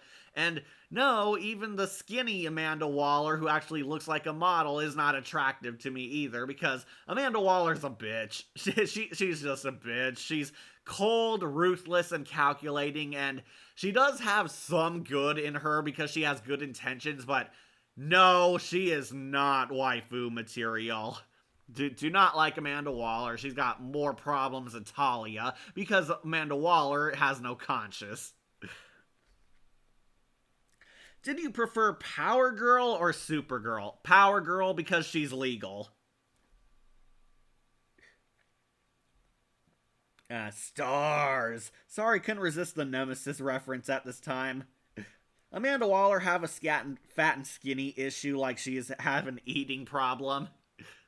Yeah, not attracted to Amanda Waller. She's an easy F, because let's be real, does anyone want Amanda Waller as a lover? She's not attractive when she's fat, and she's not likable when she's fat or skinny, and her personality is pretty mean. She's nasty and abrasive in all incarnations. No, hell no, it was a joke that she even made it on here. Okay, so I guess we should do the other key woman in the Justice League, Wonder Woman, who I will actually put on A. And yeah, she makes it high tier. Wonder Woman, like, come on, who doesn't love her? She's like hot enough that Gal Gadot played her. Wonder Woman, definitely great waifu material. I do like her. Wonder Woman, if you don't know, she's the Amazon warrior. She's from an all-female island, and she grew curious about man's world. She grew compassion for the rest of the world because we were being invaded by Earth by the White Martians, aka the Imperium, who are just the White Martians. Wonder Woman decides to be a hero and step up to protect their planet because everyone is equal and lives together on it, where she defies her mom and gets the Wonder Woman armor and joins the Justice League, where they defeat the alien invasion, and she sort of sticks around going on wacky adventures with them. You know the drill. Oh, still my favorite version of Wonder Woman, voiced by Susan Eisenberg. Yeah, Wonder Woman's great. I love this interpretation of Wonder Woman. Apparently, a lot of younger generations do not like her because she's inaccurate to the comics. It's like, well, if you know the story, Bruce Timm and Paul Dini had to tap dance around a lot of copyright and rights issues BS to at least get access to Wonder Woman. So I was glad they eventually won and got her on the show because, guys, Wonder Woman almost didn't appear in the Justice League universe because her copyright owners are very stingy with using her. You have to do a lot to actually get access to her. They're more laid back about it now because, of course, Wonder Woman proved very popular and people love her. But back then, this was the first time in a long while that Wonder Woman appeared on television, I think since Linda Carter's TV show. And yeah, this Wonder Woman is great. Susan Eisenberg is my favorite Wonder Woman. Yes, she is better than Gal Gadot because, let's face it, the DCAU has the goated versions of all these characters. Still a better Amanda Waller than Suicide Squad Kill the Justice League. Dude, everyone is better than on the Kill the Justice League's game. How about hottest Ben 10 women next? Not sure there's many. I don't think I can do that because there aren't too many and at least half of them are underage. Cheetah furry? Love Cheetah. I really like her. She made my waifus list above Wonder Woman, but that's because you'll find out why. She also gives Flash a bit of grief over her shyness towards fire. Yeah, that was kind of mean of her. She did become Flash's wingman in that episode though, so can't hate her. Wonder Woman can beat me into submission whatever he wants. Yeah, I was gonna say, something you want to tell us, James? They made Waller more likable and she wasn't in Gen 2. Bro, like, Amanda Waller wasn't in Gen 2 of DC Superhero Girls. She was in Gen 1. She was the principal of the school. And yeah, she was likable because she wasn't a villain. Reminds me of when they couldn't use the names of certain characters on that Gotham show. Yeah, DC has some very weird copyright BS behind the scenes where you have to gain access to certain characters or aren't allowed to properly use some characters. And sometimes creative minds can dance around this, but some do hit the wall and you can't use certain names or certain people. Like how Gotham wasn't allowed to use the Joker name, but it was blatantly obvious Cameron Monaghan was the Joker. And Justice League got hit with the Bat embargo. They weren't allowed to use a lot of Batman's villains because the Batman, the cartoon, was being made, and the Dark Knight trilogy was also being made, and they weren't allowed to use certain characters and villains. Only, like, Batman himself actually made it into the Justice League because Batman is pretty much in everything. Wonder Woman and Batman shipping in the series was definitely strong and definitely funny. Yeah, I preferred Bruce with Wonder Woman a lot more than his other ships because, well, Wonder Woman's a good guy, so of course you want Bruce to end up with a hero, and Wonder Woman can actually protect herself. She's not, easily vulnerable or mortal like most of his love interests. Like, even Catwoman got attacked by Hush, so yeah, Wonder Woman can definitely take on enemies. Wonder Woman... we never got to finish that dance. I don't know what you're talking about. If you say so, but you're still taking me dancing. Yeah, that was cute. Bruce definitely was into her. I mean, Wonder Woman is practically Xena, so who isn't into her? Mera and Lego DC Aquaman Rage of Atlantis. Oh, that was Susan Eisenberg? Also, okay. And she was the sorceress and Masters of the Universe Revelation. Oh, poor Susan. I feel sorry for her being in that. How a cheetah relationship will work. Well, she is human underneath that fur. Just like how many prefer Katara with Zuko instead of Aang, if you know what I'm talking about. Yeah, I know that ship. There were, sometimes the fans come up with better ships than the actual writers. Sorry, I meant Gen 1. Yeah, again, because Waller was an actual good guy in that and not an underhanded anti-villain. Also, Sella and Avatar Last Airbender.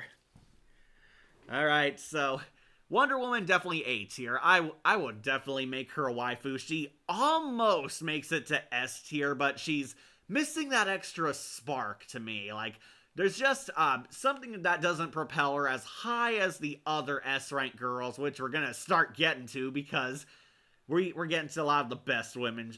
I gotta use the restroom again, so feel free to vote which Justice League or Legion of Doom villainess you want to see next.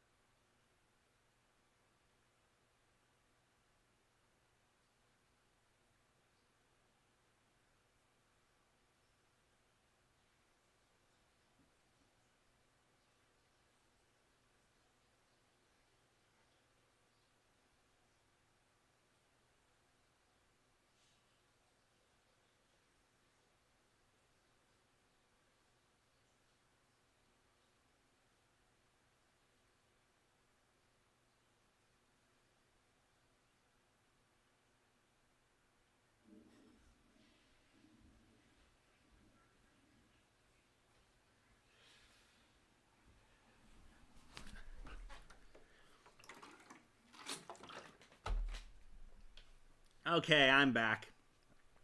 Alright, seeing the votes. Okay, one for Cheetah, Circe, Tala. Did you remember when Batman was trolling Superman with buying the news building and going on a date with Lois Lane? Yeah, that was funny. I did talk about how they got a love triangle. Also, you talking about the Game of Thrones character, Emily? No, Circe is the evil sorceress here. This is her. She's from that very underrated Justice League comedy episode where Wonder Woman's turned into a pig. This is Circe from the Odyssey, to be specific. Or someone else. Okay, well, let's start doing Wonder Woman villains then. Circe, I will actually put her on A. Yeah, definitely above Ivy. Circe is the sorceress from the Odyssey. She uses magic, she's a witch, she uses her powers basically for her own amusement. Circe is a classic Wonder Woman villain, and she's kind of a comedy villain in the fan favorite This Little Piggy. It is a very great episode. It is Justice League actually at their funniest.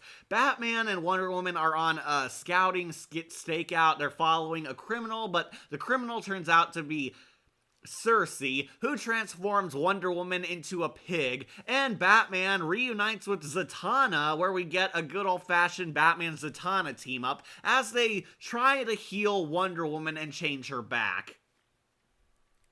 Base cat. Oh, okay, not the Game of Thrones character, yeah.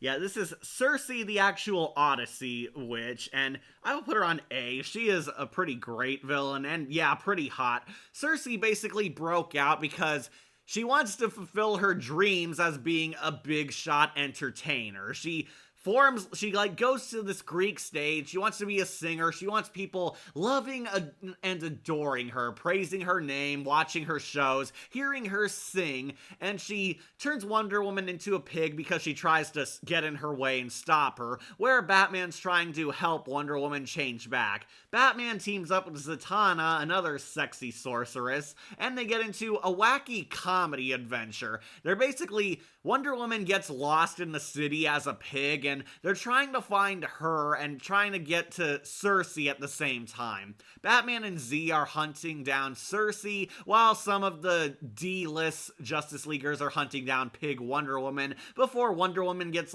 into a slaughterhouse and tries to fight her way out with her powers. Best part of the focused episode, we get to hear Batman Kevin Conroy sing, and he's a really good singer. Yeah, Batman sings Am I Blue? That was gold. Zatanna has a crush on Batman. Yeah, I know that. Very great episode. Okay, I break for about 20 minutes later. He can stop now. Not on your life. Yeah, that great moment. Very great moment.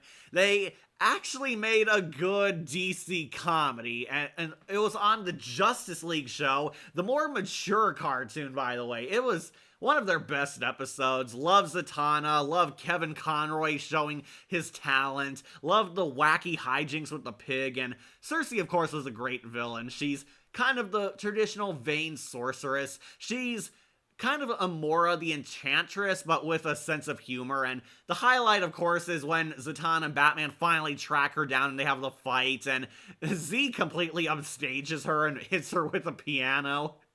Very fun villain. I could definitely see her as top-tier waifu material because she is so cool, and she's alluring, she's fun, she's sassy.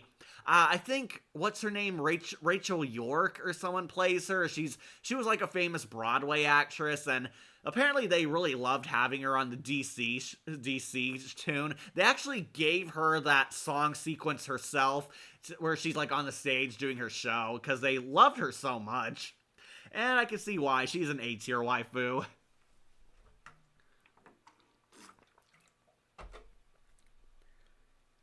Circe is a goddess. She's a sexy, evil version of the genie. I would say she's more like Mera the Enchantress on DC, but yeah, definitely a trickster. Okay, Rachel York was her. She voiced Isis on Hannah Montana, Marrying Dead Center, and the 1001 Dalmatians musical as Cruella de Vil. Oh, good for her. Circe was released from Tartarus because they were running out of room there. Oh yeah, she was cellmates with Medusa, and she stole Medusa's curling iron. Very funny. Very funny episode. Alright, Emily wanted to do Tala, the other evil sorceress. Tala is sort of based on her original villainess, but also I would say she's more so the Enchantress, the Suicide Squad one. She's like more so the Enchantress. She's Amanda Waller's magic expert before she escapes from her grasp and joins the Legion of Doom as Gorilla Grodd's lover. Yeah, really disturbing there. I don't see Starfire and Raven as adults.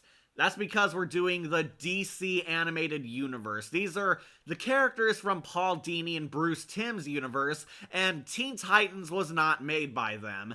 It is Batman the Animated Series, Superman, Batman Beyond, Static Shock, and the Justice League tunes. Justice League 1 and Justice League Unlimited. Okay, so Tala, who, very hot character, but I'm putting her on B. Yeah, I know I'm gonna upset a lot of people. Tala's very pretty, but she's also kind of a backstabbing whore. Tala pretty much screws with every bad boy who turns her on. She banged Felix Faust, she banged Gorilla Grodd, gross. She pretty much sells out Grodd and starts banging Lex Luthor, and she also banged the Flash. Tala is kind of an easy lay. She's a shallow, evil witch bitch, and apparently she loves every bad boy who holds the most power in the room.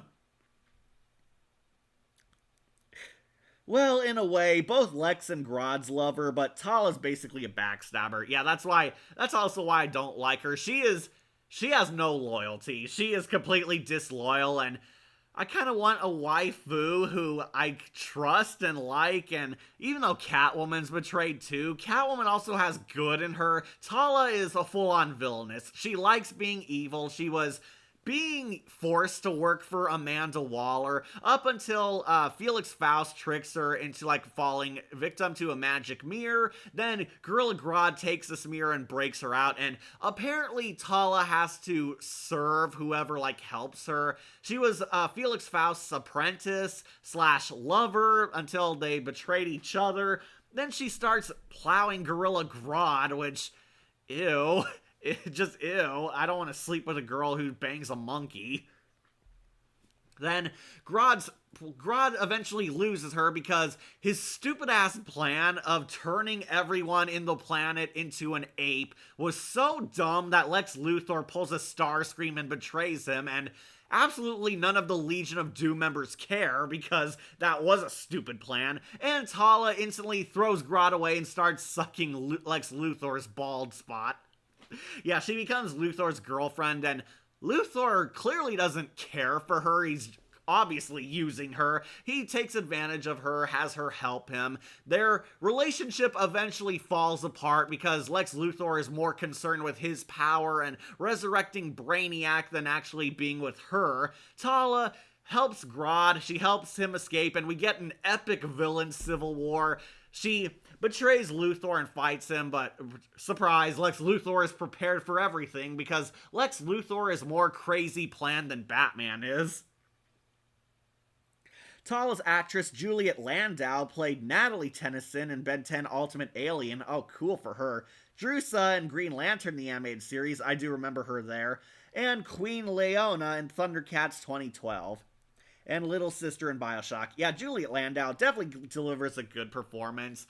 Personality-wise, Tala is suave, she's sensual, she's very flirty. She, flirts with pretty much everyone. She talks in, this Slavic accent because, foreign European accents were a kink for a lot of people. She has this sexy Dark Queen style kind of design.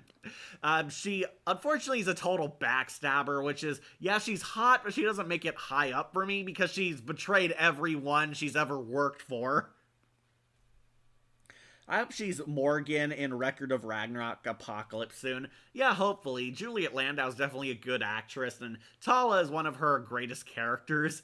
Tala's a cool character, personality-wise, but waifu-wise, no, she makes it to B. Eventually, Grodd loses the villain civil war because Lex Luthor very brutally kills him by shoving him out an airlock. Tala begs for her life, but it turns out, no, Luthor doesn't want her anymore and uses her as a battery for his death machine, where he accidentally resurrects Darkseid. According to Paul Dini, Darkseid was resurrected by Tala as a final screw you to Lex Luthor, so she gets back at him from beyond the grave, and Tala dies being horribly vaporized as a human battery, and Darkseid comes back to take over as the final boss of the DCAU. Because, of course, Darkseid is the final boss, he's that epic. And yeah, Tala dies. Never liked her, don't like her as a waifu because, yeah, she's hot, but she betrays literally everyone she's ever dated, and she has the worst taste in men.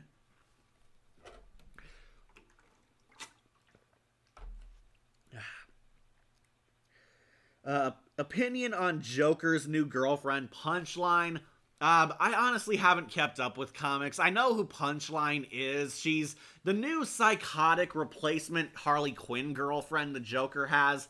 I don't know enough about her personally. Apparently, someone described her as being a clown version of Jury Han, but I don't really have an opinion. Dr. Veronica's shade on Theodore Rex. Oh, why'd you bring up that mess? Also, Lois Lane in Throne of Atlantis. Okay, before she became Rebecca Romaine. Okay, while we're on Wonder Woman enemies, I'll put on Giganta, who, I actually might put on A. Do I like her? Yeah, I like her more than Volcana, definitely. Okay, Giganta I'll put on A. She is pretty hot. Jennifer Hale has a very cutesy, innocent female voice. She's reinvented from a strong cave woman into kind of a giant growing girly bruiser on this one. Giganta is one of the classic members of the Legion of Doom, and she's Gorilla Grodd's right-hand woman, at least at first, before he upgrades to Tala. I hope Tala returns in the future, voiced by Faye Mata. Yeah, you said that about another girl. I do think Giganta is very alluring. She's definitely a strong, like, muscle-bound girly bruiser. Really like how she's very huge. She's a bodybuilder. She's jacked and taller than most of the guys, but she's got this playful, like, fun-loving girly persona. It definitely kind of adorable, very attractive. She's hot. However, she doesn't make S rank because we find out she used to be a monkey that Gorilla Grodd used his evolution powers on to make her evolve into a woman to suit his human girl fetish. Giganta's voiced by Jennifer Hale. Yeah, I know, I said that. Jennifer Hale is very great. She's a great voice actress. I don't think she's ever turned in a bad performance. I know she's been attached to bad projects like Velma, but yeah, very great. She gives her a feminine girly voice, and it is pretty funny seeing a Giganta who's more girly and more the nice, perky female minion of the group. She's kind of Grodd's Harley Quinn. Giganta is also pretty adorable. She's very sweet despite being an evil villainess who can crush you at any time. If you don't know, Giganta's superpowers is she grows giant. She can grow giant and small, and she fights the Justice League, occasionally Wonder Woman, because she's a Wonder Woman villainess in the comics. Definitely like her, and she does have a lot more good to her compared to most of the villainesses, but she's pretty much firmly on the evil side still. She dated Gorilla Grodd. She used Bizarro to help her bust Grodd out of prison. Bizarro had a crush on her too. Shade had a crush on her because, you know, she's pretty hot. I mean, who doesn't like a woman who can grow things bigger? Wink, wink. And she also had a crush on the Flash. It's like, weirdly, Giganta attracted a lot of guys in this show. I think almost more than Wonder Woman herself, but yeah, I could definitely see the appeal. Giganta, pretty cutesy for a waifu. I will put her on A rank.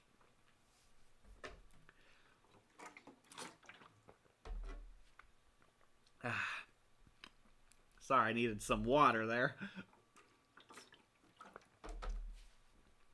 Alright, so let's do the last Wonder Woman foe we have on here, the Cheetah. And you might be surprised, unless you watch my top 10, I am putting her on S rank. Yes, I am putting Cheetah on S rank, and she is above the DCAU Catwoman for me. I love this incarnation of Cheetah. She was one of my first, at least the earliest I remember, cartoon crushes as a child. I really dig her design. They made the Cheetah very hot in this. She's got like this sexy, furry kind of design. They made her ultra attractive. She is so adorable, precious, and they surprisingly made her sympathetic, which made me attracted to her more. Cheetah is a reluctant anti-villain who works for the Legion of Doom. At least she worked on Lex Luthor's Injustice League first, then upgraded to Gorilla Grodd's Legion of Doom later.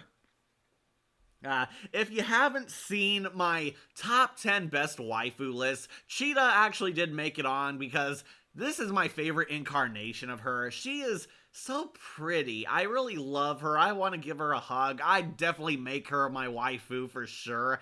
This is my favorite interpretation of her because she has a sympathetic side. I was kind of surprised. They actually made Cheetah sad in this cartoon. In this version, she's actually a former genetic engineering scientist who made the splicers. She created the prototype for the splicers. You can make your human and animal hybrids by splicing your DNA together, and she tested it on herself where she became this cheetah being. Cheetah is actually a mutant in this show and not a magical transformation. They did change that. Cheetah is cool and better than her DCEU version. Oh, yeah, definitely. The DCEU version of Cheetah sucks. But why people hate Cheetah without clothes, like she have fit? I think the idea is Cheetah can't wear clothes because, you know, she has claws and she has, like, more animal appendages. I mean, how do you wear pants when you have a tail, okay? It's like, I don't mind. Like, yeah, Cheetah's walking around naked. She's wearing fur. You don't see anything. It's like, who cares? Like, yeah, get off your high horse, you prudes. I love this design. I don't mind Cheetah being naked because, of course, I dig her. Batwoman knows how to allure so many Catwomen. Yeah, yeah, he does. That was one of the hottest scenes. Batman seduces Cheetah. He, like, pretends he cares about her and has her fall for the Bruce Wayne charm. And Cheetah falls for it hook, line, and sinker. She's, like, so turned on and attracted to Batman because he doesn't see her as a freak because why would anyone? She's hot. Like, during like, Batman's, like, manipulation of her, Cheetah confesses, like, her backstory. She was a geneticist who wanted to change the world, but she got the sliced her DNA and became a cheetah person, but the scientific community rejected and outcasted her, and now she thinks of herself as a freak, despite, you know, looking as a hot fursona, very attractive one too, and she became a villainess because she wants to steal enough money to raise funds to continue her research and reverse her transformation. That is what's strongly implied, and we get one of the hottest scenes in Justice League where Batman seduces her and they have a very graphic kiss. I think you can actually see tongue in one of the angles. Yeah, they kiss each other and it is pretty hot. I do not like this version of Cheetah. I do not find her attractive at all. Well, good for you, Ira. That's why you're you and I'm me. And I like me some Cheetah. Really love her. They seem to be setting her up for a redemption arc, but spoilers, that goes nowhere. She is pretty much demoted to an extra later on. I really love Sheryl Lee Ralph's voice. It's like, she gives like this very primal voice, and then she can actually give a very sultry, sexy voice later on. Really dig it. I wish Sheryl Lee Ralph would play Cheetah again, but I do like Morgan from Dragon Age voicing Cheetah too. Like, this is one of my all-time top waifus, so of course she's S rank, and I do find her hotter than DCAU Catwoman. No, she is not hotter than Arkham City Catwoman or even Telltale Catwoman, but she does outclass Adrienne Barbeau for me because I just love this Cheetah. Loved her as a kid, love her a lot more as an adult. She is one of my favorite incarnations of the character. I know she's inaccurate, but what can I say? I like what I like. Cheetah can transform into human and animal, vice versa. Not in this show. In this show, no. Her Cheetah transformation is permanent. She does say so. She clarifies that she can't change back. She is stuck as this way, and she became a villainess to get enough money to afford the scientific experiment to find a way to change her back. She wants to unlock the ability to go back and forth, but no, in this version she is the Cheetah full-time. And I don't get what Ira hates about Cheetah. She's hot, man. She is hot. But you know who's not hot? Killer Frost, who goes straight into F. Yeah, screw this Killer Frost. She is fugly, man. She does not look good. This is not the Assault on Arkham Killer Frost that's a hot femme fatale. This is pretty much the tomboyish, sadistic, psycho serial Killer Frost. Like, I'm just gonna say it. She's not attractive. She looks like a man and borderline demonic at times. I do think she's a fun villain character. She's pretty much full-blown mustache-twirling, superpowered serial killer.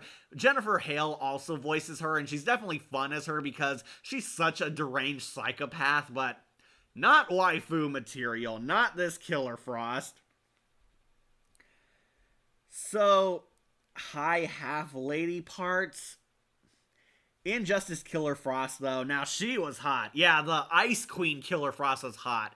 Killer Frost is ironically hotter in a lot of other incarnations. She's hot in Assault on Arkham because she actually looks like a femme fatale. She's hot in Injustice because she looks like an ice princess. Hashtag Killer Frost better than Elsa. And she does look pretty as Caitlin Snow. I do think Danielle Panabaker, Caitlin Snow from The Flash, is very alluring. She is pretty. Her Killer Frost design was a bit questionable, but definitely not ugly. Not like this Killer Frost. She is unattractive. Definitely bottom tier, and if it doesn't help that she's also ugly, she's also not likable personality-wise. She is a complete monster. She betrays people. She likes killing. She murders Gorilla Grodd's insurgency when she is caught with them. She basically she joins Grodd's side of the Civil War, but after they're defeated, Killer Frost wins back into Lex Luthor's good graces by executing all of Grodd's team herself. Yeah, definitely no loyalty there either, and it doesn't help that she got her ass beat by Toyman. My brother Wolf did not like that Toyman was better than Killer Frost. Agreed on those as well. Yeah, thank you. Killer Frost is a lot hotter in other incarnations. Bazinga, I'm back. Just in time, just some random comments. Killer Frost, F tier. Not into her. Not into her at all. She is actually below Amanda Waller, because Waller actually did get likable later. Alright, so we're finally getting to a lot more Justice League Unlimited characters. Okay, let's do Queen Mera, who I will put on A tier. Yeah, I will put her on A. Not S rank. Queen Mera is, if you don't know, Aquaman's wife, the Queen of Atlantis, and not a deep character, but classic supportive lover. She is very supportive of Aquaman. She always has his back, is very loyal to her husband, even when the Ocean Master takes over and forces his regime, and yeah, who wouldn't want a loyal wife? She's pretty hot, pretty attractive. She's badass too. Tragically, Queen Mera does not show off her water-bending powers. She is a normal civilian. That is why she doesn't make S tier for me. Queen Mera does not have the water kinesis power she has. She is a normal woman, a normal Atlantean woman who loves Arthur, loves Aquaman, is loyal and by his side, and she is pretty much the good queen because she's actually in favor of good terms with the surface dwellers and the Justice League. She's friendly to Wonder Woman and Hawkgirl, and yeah, who wouldn't want a wife who's nice, friendly, supportive, and will do anything to take care of your baby? Anyone other than Catwoman in S rank? Yes, there will be more. Don't worry, we're not done yet. We still got a full list here. There are others other than the sexy Catwoman, but you can tell my type. Oh, there is. And above Catwoman. Yeah, I actually like Cheetah a lot more than Catwoman. Specifically, this interpretation. If this was Arkham City or Telltale Catwoman, no, she'd be easy above Cheetah, but I love DCAU Cheetah. She was hot. I'd say Frost is better looking than Cheetah. Only in Assault on Arkham, Ira. Only in Assault on Arkham and maybe Injustice. But DCAU Frost, no. This is a guy. That's a man, baby. Alright, so I'm probably going to upset my friend Bodhi again. Star Sapphire, who is going on C tier. Yeah, I'm sorry, Bodhi, if you're watching this, but Star Sapphire, this incarnation of her is C tier. Star Sapphire is one of Green Lantern's archenemies. She's usually Hal Jordan's enemy, but John Stewart is Green Lantern, so she's the evil Lantern for him in this universe. Star Sapphire, very pretty. She's got this alluring evil space queen kind of look and is voiced by Olivia Dabo, who gives a very hot voice to her. However, I do not like her personality-wise, because she is evil as hell. She's evil. Cheetah has half lady parts. Yeah, she does. I mean, it's only fur covering them, bro. Injustice Frost was really cool looking. Probably my favorite look for the character personally. I love Assault on Arkham Killer Frost. She is an S rank look. I understand Injustice Frost is pretty hot too, because she's basically an ice queen.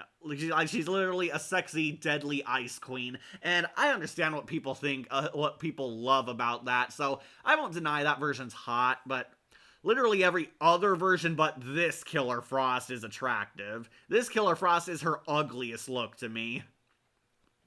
But back on Star Sapphire, this is confirmed to be Carol Ferris, Hal Jordan's ex-girlfriend, who got the Star Sapphire ring, I think a tiara in this version because her crystal's on her head. She's pretty much kind of a jobber for the Legion of Doom. She's on all the villain teams. She doesn't get too much focus, but she makes C tier because honestly, she's kind of evil as hell. This is a Star Sapphire that loves to fight, that is completely selfish, is in it for the money, is in it for jewels, is in it for greed, is more so a villainess for her self-satisfaction, is committing evil for her own profit, and shows zero regret in doing so. This is not the anti-villain Carol Ferris. This is full-blown villain Star Sapphire.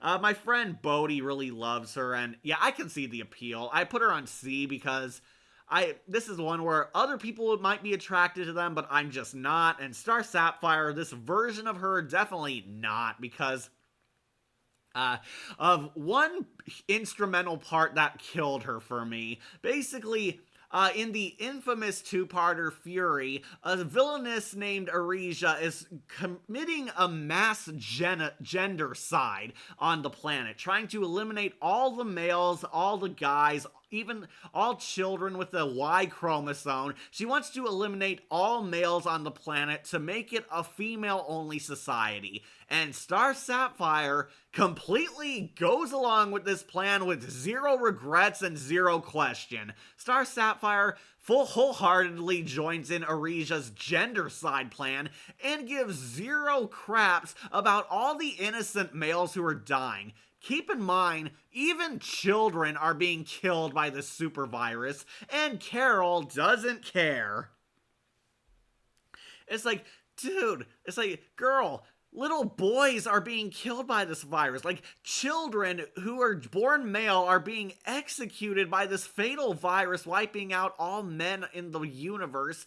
And you're like, yeah, screw them, screw all the children, screw all the animals who have dicks, like, all the men could die because I had a bad breakup with Hal Jordan.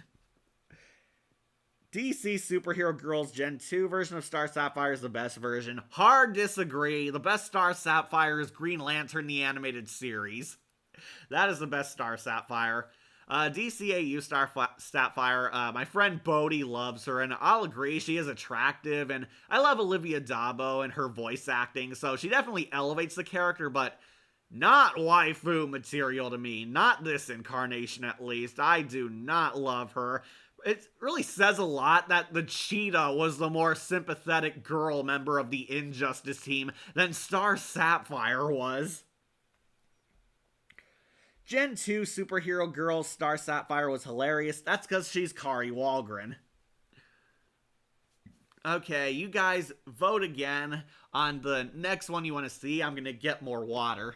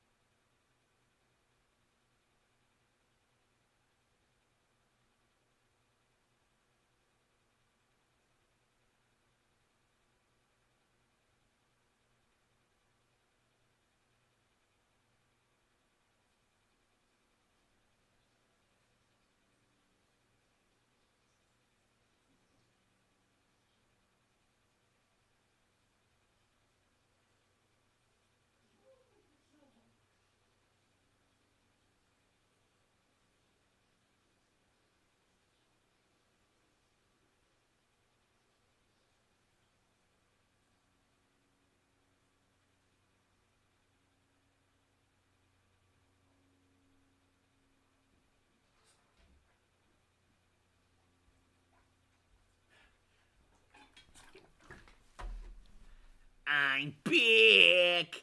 I'm here again. Gen 2, Star Sapphire was hilarious because she's Kari Walgren. Who next? I simply can't decide. Power Girl or Cheetah Human? That's Vixen, and she's different from Cheetah. Yeah, this is Vixen. She's kind of cat-like, but not fully. She is a full-blown human with animal powers. Okay, people want knockoff Power Girl. This is actually Galatea, who is pretty much Power Girl in all but name, and she's also a villainess. So, Galatea slash evil Power Girl, I will actually put on A. I know, surprising, but yeah, I love Power Girl because Power Girl is one of the sexiest characters of DC. And even when she's a villainess, they still made her hot and gave her the boob window.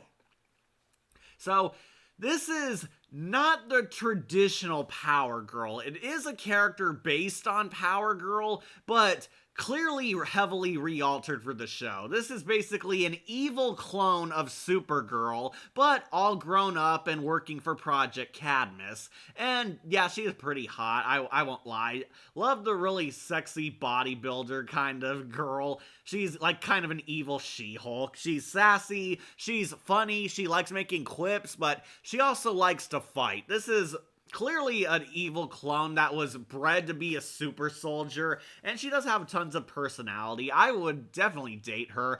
She doesn't make S rank for me because she's also kind of an evil psychopath. She nearly murders Supergirl because she's jealous that Kara is the original while she's a clone and will always fall in her shadow. Fire. Oh, you want that one next?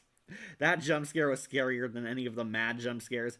Only problem I have with Galatea is you would think she would have been a rivalry with Supergirl, but she was barely used. Yeah, that was kind of the problem. I think because Galatea was so overpowered, she has the same powers as the Super Family, they had to create ways to remove her from the show and, you know, not have her easily win because she has Superman strength. Still a pretty solid villain. For two good reasons. For personality. Yeah, Galatea definitely hot, but she loses to S rank because of her personality. I do think Nicole Tom is really great as this character because her Supergirl and Galatea personas are night and day. Galatea is a full-blown, smug, arrogant, confident woman. She's kind of a girl Vegeta. She's obsessed with beating up Supergirl and thinks she's better than everyone. She has this really nice, adorable relationship with Professor Hamilton, because, like, she sees Hamilton as her dad because he was the one who raised her and cloned her. If you don't know, Galatea does Amanda Waller's dirty work. She's the super enforcer, the head woman of Waller's anti-Justice League unit. She has this very deranged rivalry with Supergirl to the point where it eventually consumes her and she breaks Amanda Waller's orders and tries to murder the Justice League, starting with Supergirl, of course, because she has a massive hate boner for the girl she's cloned from. And we see Supergirl actually defeats her. She actually cleverly outwits Galatea and shows that she's stronger by electrocuting her to death.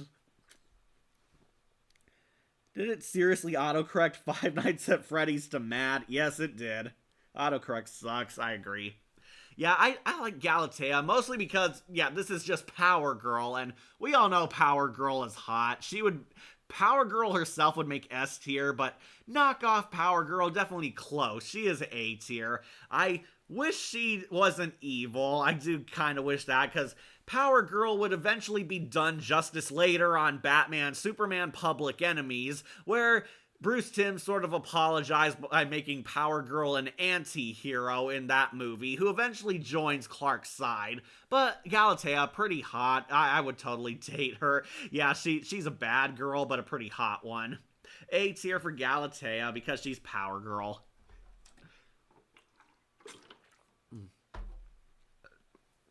Sorry, I needed some water. Okay, someone wanted Fire. Fire, I will actually put on S rank. Yeah, Fire is pure fire. She is hot. She is cool. She's lovable. I would say she's a lot better and cuter than Harley Quinn. Fire is not a major character, but she is a reoccurring side character on Justice League Unlimited. She's basically this hot Brazilian supermodel with the power of pyrokinesis. She can turn her body into like a living Human Torch style flame woman.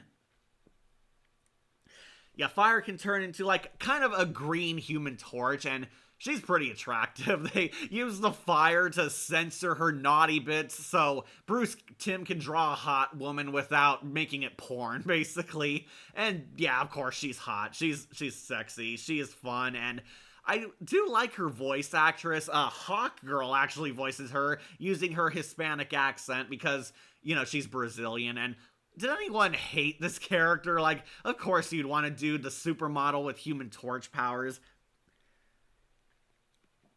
How is Fire? Fire is S rank. She is cool. She's, personality-wise, she's kind of a bit of a ditzy bimbo. She's not the brightest girl on the team. She's got this kind of like bubbly persona. She's fun-loving, she's chill, she's laid back, she's not much of a thinker or a strategist. She's pretty much kind of the muscle for the Leaguers to use. She has these epic fire powers. Flash has a huge crush on her, and Hawkgirl kind of plays his wingman and helps set them up together.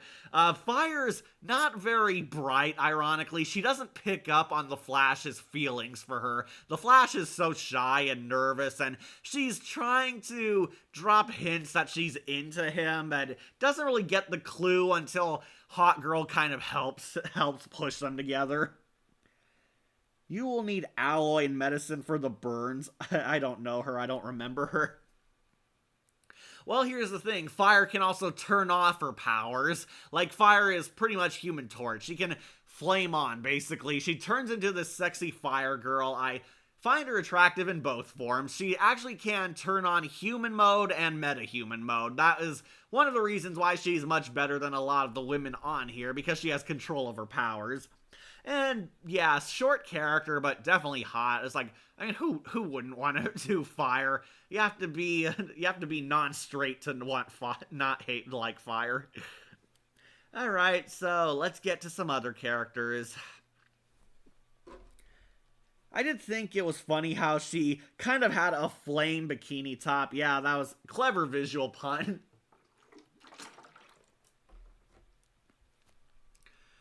Alright, let's do Stargirl, who I might get a lot of hate, but I'm putting her in D rank.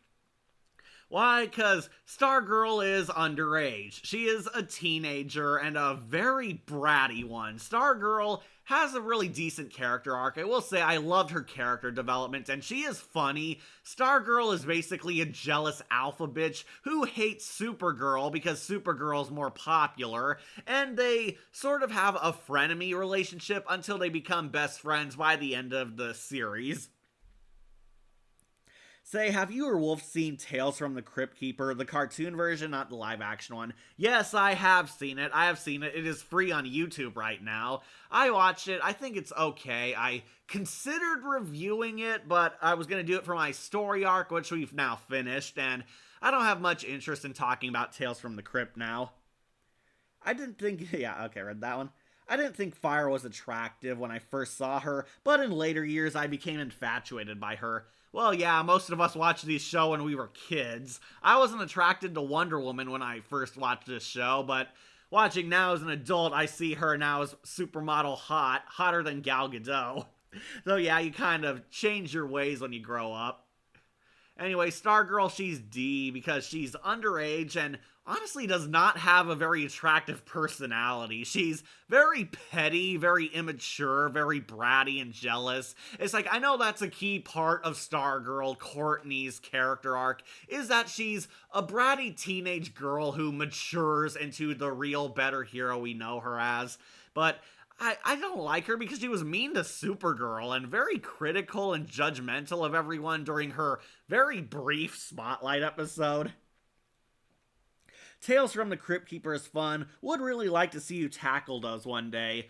Not sure I will. It's a good cartoon. I don't hate it, but I don't have much interest in talking about Tales from the Crypt anymore. And yeah, that might apply to the cartoon. Anyways, Stargirl, she's a D tier. I'm not attracted to her. I'm not attracted to her. I never have been, even when I was a kid. And watching years later, I still don't see any appeal to this character because she's too shallow. Not that big into Stargirl either. Yeah, she's just kind of mean. That's kind of what kills it. Yeah, she's pretty, she's cool, she has that kick-ass staff, and I do say she is funny, but like too mean-spirited and petty to want as a waifu. Don't really love her. Her stepdad has his hands full. Okay, let's talk about the girl we talked about last time, Black Canary. I went over this girl in full detail, but as a waifu, Black Canary's S rank. Like, she's S rank, of course she is. This is one of the best incarnations of Black Canary ever, and naturally the hottest. Who doesn't want Black Canary as their waifu? This is one of the most pretty and badass women of DC. She is awesome. Frieda Goren's got this really alluring voice, and her character was actually pretty cool too. She's this kick-ass tomboy. She's kind of a heroic Catwoman. Really love her, really dig her. It's like, she's not one of my top 10 waifus, but I can't deny the appeal of her. Of course she's great. Like, who doesn't want the sexy bombshell badass biker chick who can kick your ass in multiple ways? Still the best version of Black Canary, period. To me, Supergirl will always be S rank. Yeah, she made it to A rank. I loved Supergirl. I used to have a crush on her too, but I graduated to Power Girl being my more favored one. My favorite episode of it is probably the Game Over one, not to be confused with the Haunting Hour episode of the same name. I guess I just love haunted video games. Yeah, that's fair. Oh, the best Black Canary scene. Are you happy punching that bag, or you want to go a few rounds with me? And Green Arrow looks curious. I'm talking about sparring. That would be nice too. Yeah, the sexual tension between her and Green Arrow is hot. Like, hotter than Batman and Cheetah, that's for sure. This show was really good at sexual tension, and Black Canary is very hot. They give you workout fan service where she takes her jacket off, because I don't think Black Canary really wears a costume. She's kind of dressed sexually, like, all the time.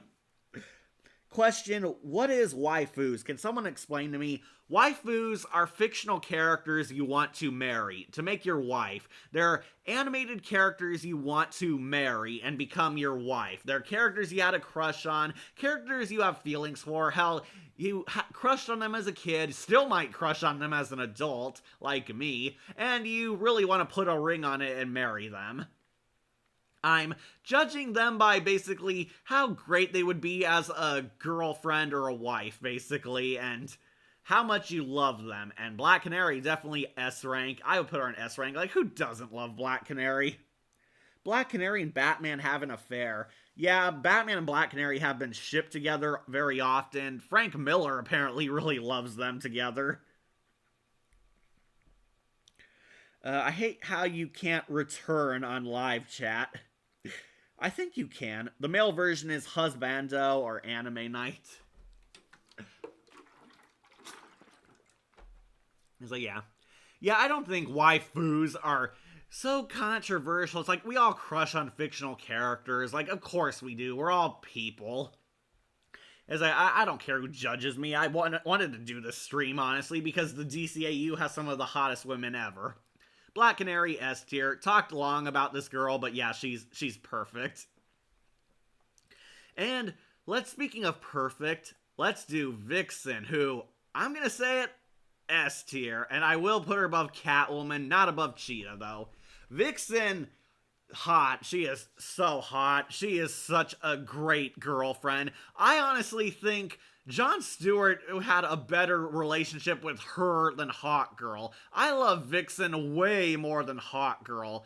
Like, Vixen is so suave, so slick, so cool, beautiful as Africa itself, and she's really kick-ass, and unlike a lot of the girls, she's actually pretty fun. She loves having fun. Young Justice Black Canary is hotter than that, but DCAU Canary is the best version. Yeah, definitely. I remember how Black Canary's appearance in the new Batman Adventures was one of two girls that Batgirl met. Really. My poor waifu Catwoman. Yeah, I'm sorry. Catwoman, this is DCAU Catwoman, and I do think Vixen is hotter than her. Like, Vixen is sexy, man. She's also a supermodel who secretly moonlights as a hero. And I say secretly very loosely because she doesn't wear a mask. Vixen has the powers of a spiritual totem, which give her animal spirits / animal superpowers. She touches her like sacred necklace and she gets like the strength of an ox, the slippery slither of a snake, the eyesight of a hawk, like basically every animal that's ever existed. She can gain their powers for herself, like the speed of a cheetah, all that. And yeah, very, very hot. She's kick-ass. Vixen is pretty underrated. Love her powers, and her shipping with Green Lantern is much better in my opinion. Yeah, believe it or not, people originally hated Vixen because she got in between Green Lantern and Hawkgirl. Like, they broke up and John moves on with Vixen, and honestly, Vixen was the better girlfriend. She's so supportive, so loving, and very flirty. Gina Torres voices her, and man, she's got a really sexy voice, honestly. I thought Cree Summer voiced her, but no, Gina Torres, who my younger viewers might know as Arachnid from Transformers Prime. My older viewers know her as the hot chick from Firefly. She plays Vixen, and she's pretty hot. I know this is too late, but can you recall the famous scene between Roxy and Batman while on that rocket? I did bring that up. Roxy Rocket and Batman's fight scene is pretty much a metaphorical sex scene, and it is not very subtle, but that's what made it so cool. Very hot. That's why she pretty much made A rank, because that scene stuck out in every Batman family's mind. Vixen is leagues above Cheetah. Almost, Ira, almost. I just love Cheetah a lot more because I'm a cat person. Vixen, really love her. Like, she's such a good girlfriend. She's like flirting with John and wanting to screw his brains out like every second they get. Like, she sneaks kisses on John. She like pulls him into a room to basically have sex with each other. She does like erotic poses. Vixen also stays in shape and works out. She eventually becomes frenemies with Hawkgirl. They put aside their differences because, you know, they both had a thing for Jon Stewart, and they become frenemies. They like each other, but they're also competing over who can score with John. Vixen clearly winning because her relationship is actually going somewhere, and unlike Hawkgirl, Vixen is actually very loyal and doesn't hide secrets from her lovers. Catwoman was first. Batman the Animated Series was the first series. Yeah, I went over that.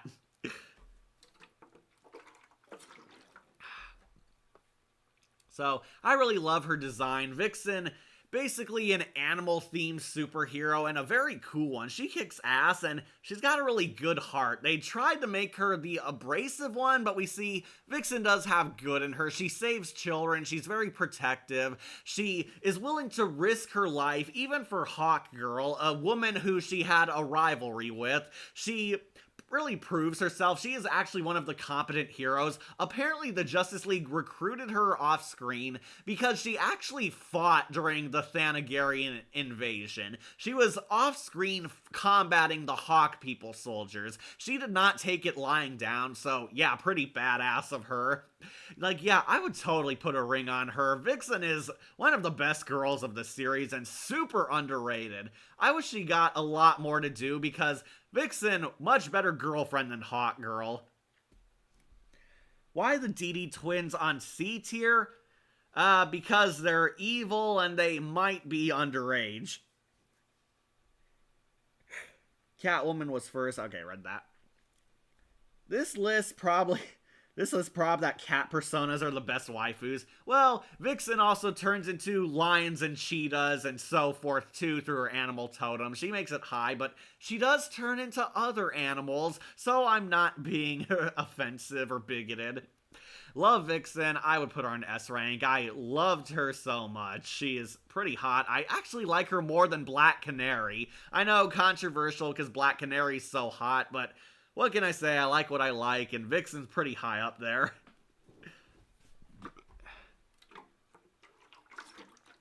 Okay, so next we'll do some of the lesser girls. We'll put Miss Martian, who I'm gonna put on C tier. Yeah, I will put her under Hawkgirl at least. Miss Martian, if you're wondering when the hell did Miss Martian ever join the show, she actually joins in the Justice League vs. Fatal 5 movie. This is Jon Stewart's niece, I think. They based her a lot more on her Young Justice persona, but not entirely. Miss Martian is a newbie recruit on the Justice League, and Batman and Superman are kind of mentoring her, showing her the ropes. She's very obviously a replacement for Supergirl. She helps in the Fatal 5 movie, and honestly, she doesn't make it high up because, one, I've never found Miss Martian super attractive, and two, she pretty much gets no character in her Spotlight movie. Vixen, I don't want to fight you, Shiera, and Hawkgirl, but I want to fight you, and she bashes her. Just when we were getting along. Yeah, funny line. Vixen had snappy one-liners too, and she got time. Oh, right, I forgot about Miss Martian, to be honest. That's okay. Okay, to clarify, this is not Young Justice Miss Martian. This is Justice League versus the Fatal 5 Miss Martian, who I'm putting on C tier because she didn't really get much character or persona, so I didn't find myself attracted to her. Even her design looks kind of bland. It's like not as detailed. It's like they took the Young Justice design, but applied a very generic kid show appeal, like, style to her. It did not really feel for her. That was my problem. I just want to say how Catwoman influenced other sexiest and seductive women in the show's future. Yeah, she definitely did. Like, you could tell Cheetah was influenced by that because Batman seduces the Catwoman, and Vixen definitely has a similar fashion sense to her. When I read Miss Martian last stream for a moment, I thought it said Ms. Martian, and my mind immediately went to Caillou. Surprised you don't find her attractive as a green-skinned. Aliens are popular with the sci-fi guys. Okay, yeah. Okay, so green-skinned alien babes are pretty hot, but Miss Martian just never really did it for me, even on Young Justice, and Justice League vs. the Fatal 5 didn't really do anything with her. That was the core problem. She makes it onto C tier because she's kind of a very bland, uninteresting character. This is not an interesting take on Miss Martian, and I did not find myself feigning head over heels for her. Yeah, she's C tier, just below average. I think the Renegade virus is in this computer, or maybe the glitch gremlin. There was just a bit of lag on my end. Yeah, sorry, that sometimes happens on streams. It's out of my control. It's YouTube being YouTube. Speaking of which, Jessica Cruz. I think I might also put her on C tier. Yeah, I'll put her on C tier. Jessica Cruz is also in the Justice League vs. Fatal 5 movie, which was pretty much a Jessica Cruz origin movie with the DCAU brand stapled on. I don't find her attractive. She is much better than that god-awful DC Supergirl's Jessica Cruz, because she's not an obnoxious hiptivist activist who never shuts up. Yeah, she's a lot better than DC Superhero Girl's Jessica Cruz, because that Jessica Cruz was trash. This one is a lot more tolerable, but I don't know, I just didn't find her attractive. I'm not that drawn to her. She has her canon origin story. She was a hiker on a camping trip until her fellow students were shot and killed by some bad guys, and she has PTSD, which she's trying to overcome. The Green Lantern ring chose her by saving her life because she had the willpower to live and survive, and she's basically growing into her own as a Green Lantern. You want Zatanna real badly. In the episode The Late Mr. Kent, did you feel jealous the moment when Lana thought Lois was jealous that Kent was in her room? I did not feel jealous, but I did feel like laughter. That was pretty funny. Yeah, Jessica Cruz, she suffers the same problem as Miss Martian. This is also kind of a mediocre, generic take on the character, kind of an excuse to introduce Jessica Cruz to new audiences, and they had to use the DCAU, a fan favorite universe, just to do that. I just wasn't attracted to her. That's really the problem. Not really into her. I can see other people liking her because Jessica Cruz is a fan favorite character, but I'm just not one of them. Glad you like DCAU Giganta. I like how her personality, appearance, and voice are unique from most versions. If you do a countdown video about her versions slash voices, DCAU may be the top one. Yeah, Giganta's cute. She's adorable. Like, she's the pretty much this cute, adorable girl being the muscle of villains, and that's what makes her funny. Well, all the DCA waifus are cool, so like, I am Harley Quinn and Inque fan. Yeah, good for you. They're definitely not the worst, but C tier is not for me. They just aren't for me. I've never found Harley Quinn attractive, and Inque I find too scary to want to date. Hang on, I'll be right back, but we're on the final string, so vote for your next character.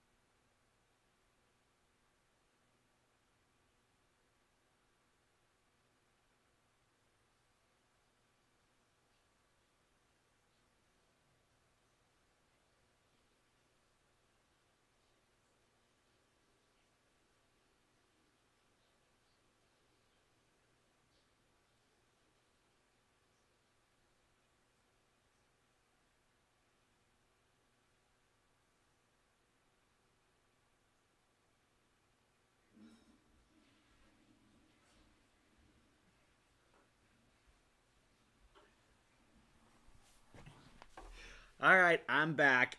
And it seems everyone's voting for Zatanna. Alright. Well, all the DC... Okay, read that one. Zatanna. Did he hear the rumor legend that Giganta was created by someone who had a foot fetish because of those shots of her feet and soles?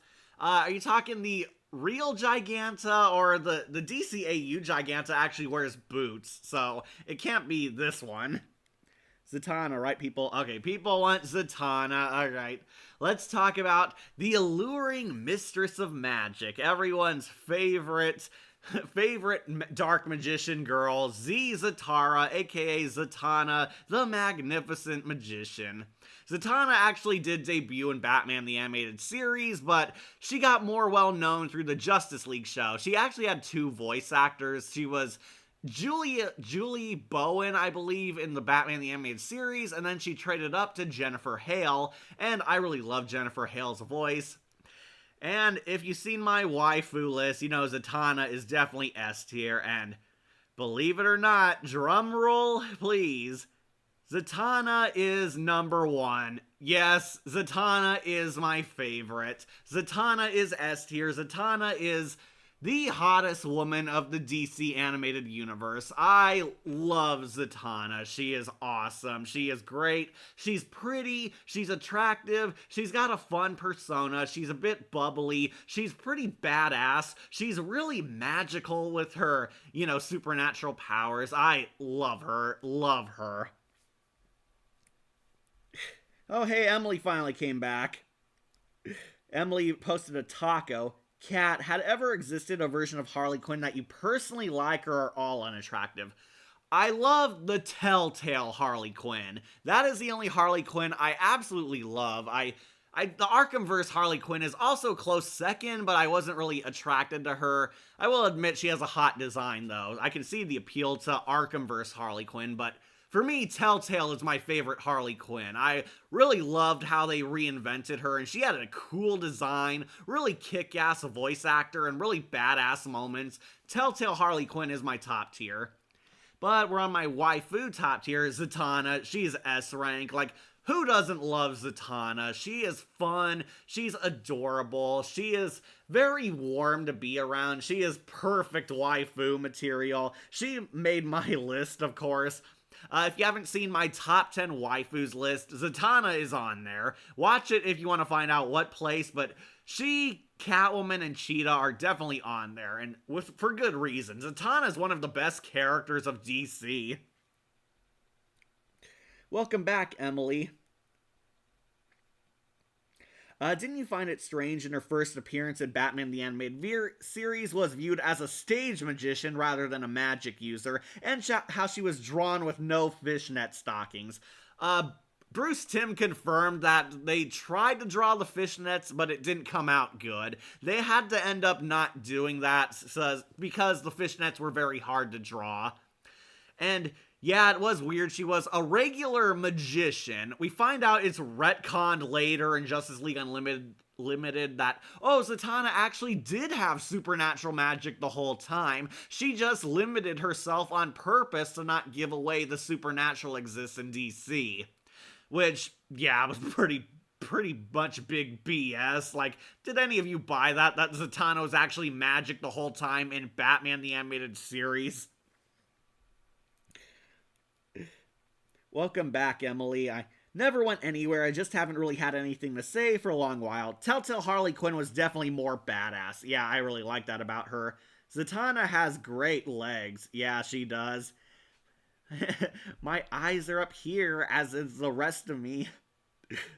And of course, many wanted Bruce and Zatanna to be shipped together. Yeah, Zatanna had a childhood crush on Bruce since they were teenagers. Bruce was going on his around-the-world training to become Batman, and one of his stops was with her father, the legendary Zatara the Magician, who passed his mantle on to his daughter.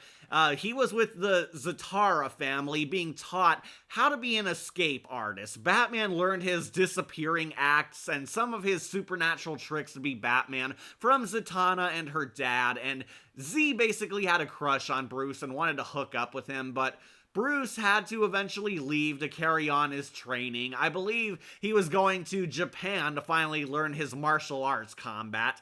Z didn't want him to go, but he had to, and she had unrequited love for him ever since. Eventually, they reunite in the main Batman show, now fully grown adults, and Zatanna's become a world-famous magician, but she's framed for a crime she didn't commit, and the Batman steps in to help her. And Zatanna and Batman have some of the funnest adventures in this. Paul Dini had a huge crush on Zatanna. It is pretty much confirmed. Bruce Timm and the writers openly confirmed that Paul Dini really loved Zatanna. He dreamed of her. She was Paul Dini's waifu, and Paul Dini eventually married a real-life magician who was just like Zatanna. I believe her name was Misty Lee. She even cosplayed as Zatanna as a cute tribute to her husband. Like, Paul Dini loved writing Zatanna, and appropriately, he gave her some of the best stories ever in both the DCAU and her solo comics. Anti-hero Harley is dope. I disagree, Emily. I like Harley Quinn as a villain. Many ship them together. Yeah, they do. I do understand why you really like Zatanna. When it comes to Zatanna, what I remember of her the most for her is how she's able to gently grab audience members by her hand and bring them out of her hat. Yeah, that was pretty cool. Did you know that Wonder Woman has BDSM origins? Yeah, I saw that tweet. And not really gonna kink shame, I can't blame them, but yeah, that was pretty obvious. Zatanna, very great. She has some of the greatest DC stories. She has the Batman episodes in Zatanna. My brother Wolf reviewed that. Personally, I think Wolf was wrong. Personally, I think Wolf was wrong giving it a low score. It deserved a 10 out of 10. That episode was great. Just know Kat approves of the episode and would give Zatanna's episode a 10 out of 10. And I, of course, loved her in This Little Piggy, one of the funniest episodes of Justice League. Jennifer Hale is one of my favorite Zatannas. She's got a really sexy, bubbly voice. She's a lot more playful and mischievous as Zatanna. She's got the spunky personality, got this larger-than-life. She loves the stage, loves the spotlight, has very snappy comebacks, is not afraid to sass. She's a bit of a show-off with a girly side, but she's adorable. She is very entertaining. This Little Piggy, one of the best episodes because of Zatanna, because she's so cool. Really loved her. This show really elevated Zatanna into the public eye, and she is definitely the number one waifu for me. What exactly happened that made you wear this? A painful memory and a promise. Yeah, heartbreaking. Sadly, Batman is straightforward with Z. He tells her he loves her, but he can't be with her. They both walk separate paths in life. Batman is dedicated to cleaning up crime in Gotham and being a hero, while Z is more concerned being a stage magician who does superhero antics on the side. Yeah, this isn't the full 24/7 hero Zatanna. She does have a life. She is being a performer first and a superhero second, but when the gloves are off and danger rises, Z will step in and be a hero and fight for what's right. Which, yeah, I find so hot. She made my top 10 waifu list. Definitely see that video because I have more to say on her, but Z for me is the number one DC waifu. She does best all the other girls because this is one of the greatest incarnations of her, and it helps she was written by people who also fawned over her. Did you like Dark Magician Girl? Zatanna is the better Dark Magician Girl, I'll just say that. Did you notice that both Livewire and Harley have something in common? That both were original characters created for their respective animated series. I did bring that up. Harley Quinn and Livewire were OCs created for the DCAU, but fans loved them so much that they eventually immigrated to comics. Now they're full-time characters, no matter how we feel about them. I remember This Little Piggy episode. I actually felt sad that Batman had to sing and embarrass himself in front of people in order to make Diana human again. Yeah, it was embarrassing for Batman, but comedy gold for the rest of us. Also, Kevin Conroy got a killer singing voice. So yeah, don't worry kiddos. Zatanna is not only S rank, but she is first place. Love this incarnation of Zatanna. She is my number one DCAU waifu. But unfortunately, we still have a couple more. Dr. Light. I might put her on B, actually. Yeah, Dr. Light is definitely B tier. This is the girl Dr. Light, not the evil supervillain rapist guy Dr. Light voiced by Squidward. This is the girl Dr. Light, who's actually a hero. She joined the Justice League and she's kind of a bit character. We don't learn anything about her. She doesn't do much. She has, like, one episode where she actually gets to pitch in and be important. It's when they have to stop Ace from losing her mind and destroying the world. So, Zatanna is the true GOAT. Yes, she is. There are actually a lot of women made for the DCAU. Mercy Graves, Volcana. Volcana made the list. Harley, Livewire, I think Roxy Rocket, Phantasm. Yeah, a lot of OCs, but you see the difference between a lot of current shows trying to make OCs versus the old generation OCs is that the old generation actually made them good characters, gave them interesting qualities, traits, and made them very great. made them very cool characters. They weren't hyper focused on an agenda or making this character because we needed them as like a representative or something. No, they just wanted to add more fun characters to a very small limited roster, and it worked greatly in their favor. Yes, Zatanna is the true GOAT. Zatanna, is there anything you can't do? If there's one thing I'm never good at, it's at saying thank you. Yeah, very cute and wholesome scene. Use that for my top 10 Batmen, which you should all see, by the way. Where was I? Oh yeah, Dr. Light. She's okay. She's very pretty, but also kind of cold. Like, she's very much in favor of killing Ace and letting her die. Like, very cold. Like, Dr. Light, the girl one, has always been kind of a frosty bitch, and that definitely killed her attraction points. Dr. Light, I'll put on B. She's a pretty face, but also pretty mean and not very developed well. Okay, Big Barda. I might surprise people, but I will put her on A. Yeah, Big Barda, definitely A. Supportive wife, very cool character. She was at first a stand-in for Wonder Woman.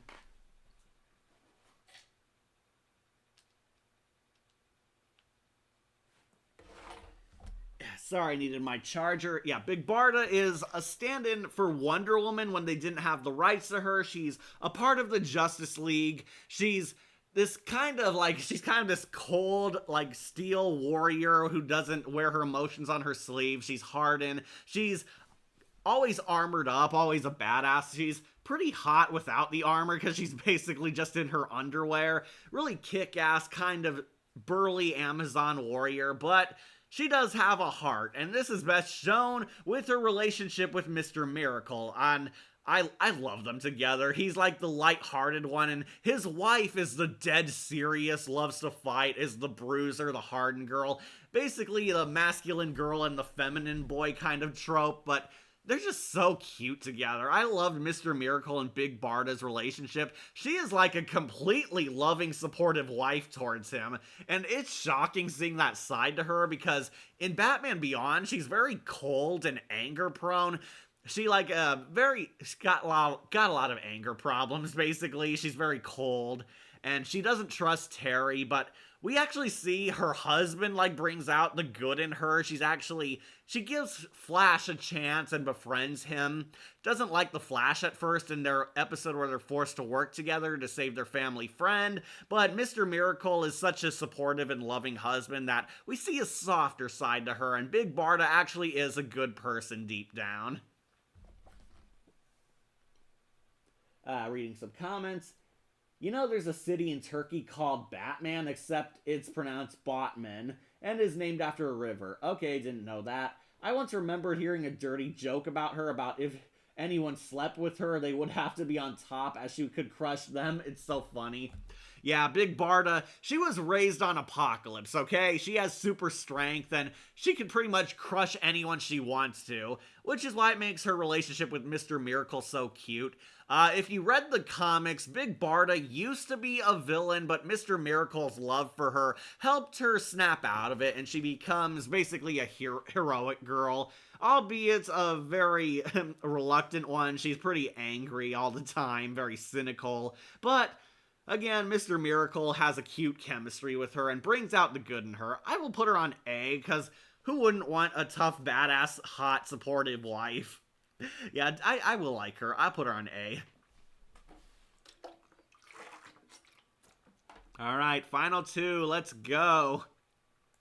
Emerald Empress. I will actually put on B. Yeah, I'll put her on high B, definitely. Emerald Empress is the leader of the Fatal Five, a group of 5 psychotic supervillains who seek to destroy the Legion of Superheroes. She's in one episode of Unlimited, and that's the one where Supergirl gets teleported to the future, where the Legion of Superheroes needs their help defeating the Emerald Empress's forces. However, she gets a lot more character and persona in Justice League versus the Fatal Five. In the Unlimited episode, she's kind of generic evil overlord. She's the Dark Queen. She wants to conquer the universe. She has her scary emerald powers. Pretty good as a villain, though. I will say she's pretty much your typical evil space queen. She wants to conquer the universe. She's alluring, has an attractive design, but not much to say on her persona. Then in Justice League vs. Fatal 5, she gets a lot more spotlight because she's one of the main villains. She's in a relationship with one of her teammates, this mutant fire guy with like Blight's powers, and they have like a very funny villain relationship. I just thought, just a thought, have you ever seen DC Superhero Girls, both 2015 and 2019, and felt how it shouldn't be canceled while Teen Titans Go continued going on? Yeah, we have talked about the DC Supergirls in and out. I do think both shows have their moments and both have great ideas, but I don't know. Like the first Gen 1 Supergirls, I thought it was alright. I don't get what people hated about it. It was pretty fun, a pretty neat idea, bold experiment, definitely enjoyable. The second one had a lot more flaws than people are admitting. It had its missteps, it had some bad moments, and I thought it did have good moments too. It was definitely not a garbage show, but not my cup of tea. I will admit, a lot of fun stuff with those characters, at least, and some good comedy. Yeah, if you're late here, we talked a lot about DC Superhero Girls. I wanted to do a tier list on that, but Wolf doesn't want to. Where was I? Oh yeah, I was on the Emerald Empress. Yeah, she gets more personality in the Fatal 5, and it's pretty funny, but she's kind of like a nagging wife to the guy. I can't remember his name because, honestly, the movie was pretty forgettable. I'll put her on B. Yeah, hot, but not fully developed personality-wise. So, let's end things with the last lady, the Huntress.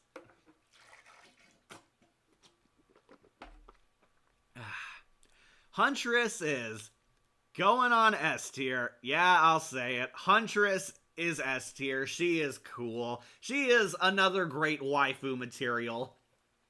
If Black Canary and Wonder Woman are the noble cheerleaders of the Justice League team, then Huntress is the social outcast bad girl. She's that troubled girl with issues that we all know and love. She's hot, she kicks ass, she's got attitude, but deep down she's a total tsundere with a loving heart. I don't think anyone's gonna disagree. Huntress is pretty attractive in this show. She's kind of a female equivalent to Catwoman. She's a total anti-hero who plays by her own rules. She doesn't get along well with the Justice League and disobeys their higher morals frequently. Eventually, she gets kicked off the Justice League team and goes solo, but what redeems her is her relationship with the Question. Like, the Question is also kind of treated as a weirdo and a crazy kook among the Justice League, but Huntress forms an odd couple friendship that eventually blossoms into romance with him. And I don't think anyone's gonna disagree that she and Question are such a cute couple together. This is why she makes S rank, because she's a great girlfriend, all things considered. Again, Base Cat making the right choice with Huntress. Thank you, Emily. I agree. Huntress is S rank. She is waifu material for sure. She is high up there. Probably not gonna best Black Canary or Catwoman, but she still makes S rank. Remember in that scene in the episode where Huntress tried to do innuendo joke where she asked the Question, "So, what are you wearing?" Trench coat, bowler hat. You're not making this fun. Orange socks. Yeah, that's pretty good. Huntress is pretty cool. Basically, someone who does things her own way. Plus, I do like her relationship with Question. Yeah, that is pretty much the redeeming part of her character. The Question and Huntress eventually become a couple. A very surprising couple. They are like so cute together that they even rival Green Arrow and Black Canary's romance. Like, Double Date, great episode, and this is the one that gave Huntress a lot of her character development. In Huntress's first actual debut episode, she wants to kill the mob boss who murdered her parents when she was a little girl. However, she's willing to cross the lines, and because Huntress is an anti-hero, she has no qualms killing him, which goes against the Justice League code. She teams up with Question, and they get into a couple fight with Black Canary and Green Arrow. However, Huntress undergoes a lot of great character development, where she realizes how she's no better than the villain she's hunting and trying to kill. She realizes that Stephen Mandragora also has a kid and who doesn't want to see his dad die, and Huntress realizes that they're not so different, and Huntress doesn't kill him, but don't worry, she settles on hurting the guy by crushing him under some steel beams. And Huntress settles on satisfaction, beating him and locking him up forever, and she turns good. But she's still kind of an outcast of the Justice League. She actually doesn't get her league credentials back. She is completely kicked out of the team, but is an on-again, off-again ally to them, mostly through the Question and occasionally through Black Canary, who's her frenemy. Hey Cat, hey Pokemon Trainer, we're actually about to finish. Nice rankings, thanks for watching. Huntress is daughter of Batman and Catwoman. That is a different timeline. That is Helena Wayne. This is Helena Bertinelli, the original comic Huntress. This is the first Huntress to don the identity, and she is not related to Batman in this version. Nice rankings. I know you did Poison Ivy, but did you notice that in Batman the Animated Series, in her first appearance, she actually went to jail rather than Arkham? Yeah, it was kind of a sense of irony that Poison Ivy was locked up in the exact prison she protested against. It was pretty funny, and technically she wasn't claimed like insane. She was just a regular villain before her plan obsession ruined her mind. Hey Cat, a Pokemon Trainer. Huntress is Batman and Catwoman's baby girl. Okay, to clarify, this is not Batman and Catwoman's daughter. That is Helena Wayne. This is Helena Bertinelli, the original Huntress, the one unrelated to Batman. She's clearly not Bruce's daughter too, because I think she and Bruce are the same age in this show. Most of the Justice League are all close to adulthood. They're all in their 30s, and this is clearly not Bruce's daughter. I mean, she'd have to have been seen on the animated series because it's connected to this.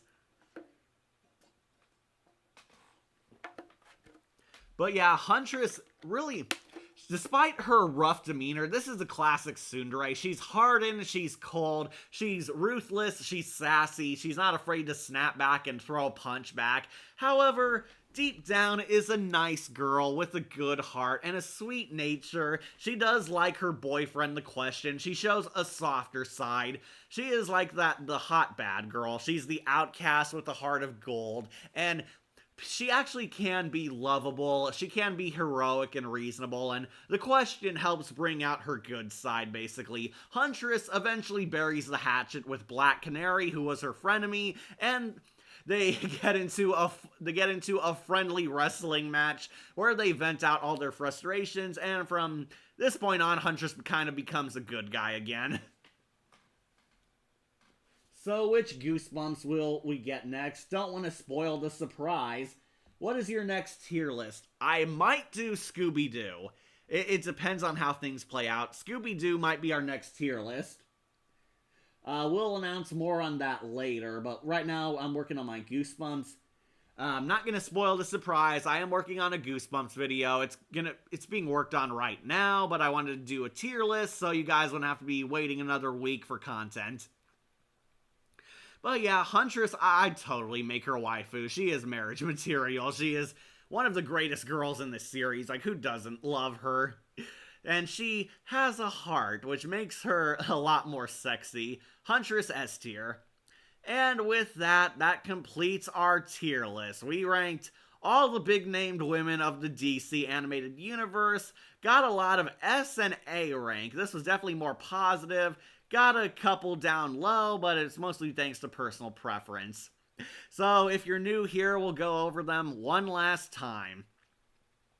F tier is Talia al Ghul, Amanda Waller, and Killer Frost because they're awful. Screw these women. They are not marriage material. They're not likable. They're not attractive. And they are definitely not worth getting into a relationship with.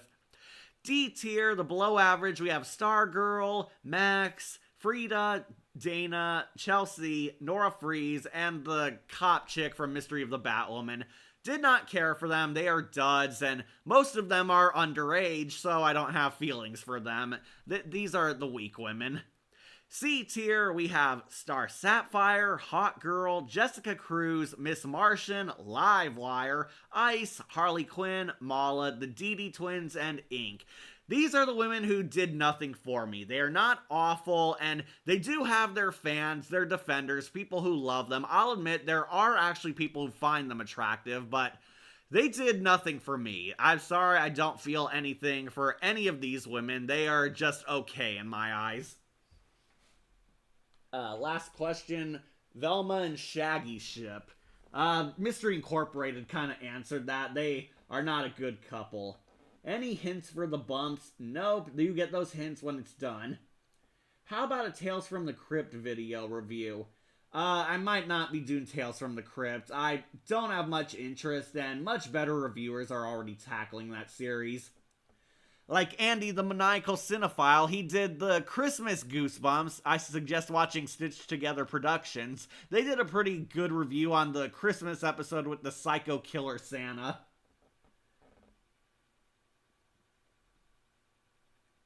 Like, is it a good or a bad one? It's kind of in the middle. I miss it, but I see Harley Quinn, Fire, Inque, and my favorite. Okay, you like Harley Quinn. Fire made it up top, don't worry. B tier are the decent ones. The Emerald Empress, Aquagirl, Tala, the Phantasm, Andrea Beaumont, Batgirl, Dr. Light, the two Batwomen, Kate and Rocky, and Melanie/10. They're decent. They are decent. They are decent entries. They have a few scratches on them. They're far from perfect marriage material to me, but I can definitely find them hot. I will agree there is something there. A tier, the good ones are Supergirl, Queen Mera, Volcana, Giganta, Lana Lang, Roxy Rocket, Lois Lane, Poison Ivy, Big Barda, Galatea/not Power Girl, Circe, and Wonder Woman. These are pretty good ladies. They are great dates. I can definitely get a kick out of going out with them. I think they are good waifu material. These are definitely solid entries. However, they just aren't close enough for me. And finally, S rank. These are my all-time favorites. They are the perfect waifus. Fire, super hot. Huntress, great girl. Black Canary, this is the best Black Canary ever, no question. Catwoman, because of course, you know me, huge Catwoman fan. Vixen, highly underrated, great girlfriend. I wish John ended up with her. Cheetah, I totally love her. I adore this woman. For my first cartoon crush, Cheetah's great. And number one, Zatanna, who is the best DCAU waifu. I definitely think she's number one. She is great, especially because the writers clearly crushed on her too. So naturally, she's the best girl. All of them are S rank. And that completes my ranking of the DC Animated Universe waifus. This is my tier list. Snap a picture if you haven't before. I hope you liked it, because DC, the Animated Universe, is great, and definitely the women made it even greater. Have you seen The Violent Night? No, I have not. You deserve a break from the bad Goosebumps and after doing the bad ones. Well, you see, I have to cross off the bad ones because there are still a few good Goosebumps episodes left, but I don't want to be stuck with a bunch of trash as our final string of episode reviews.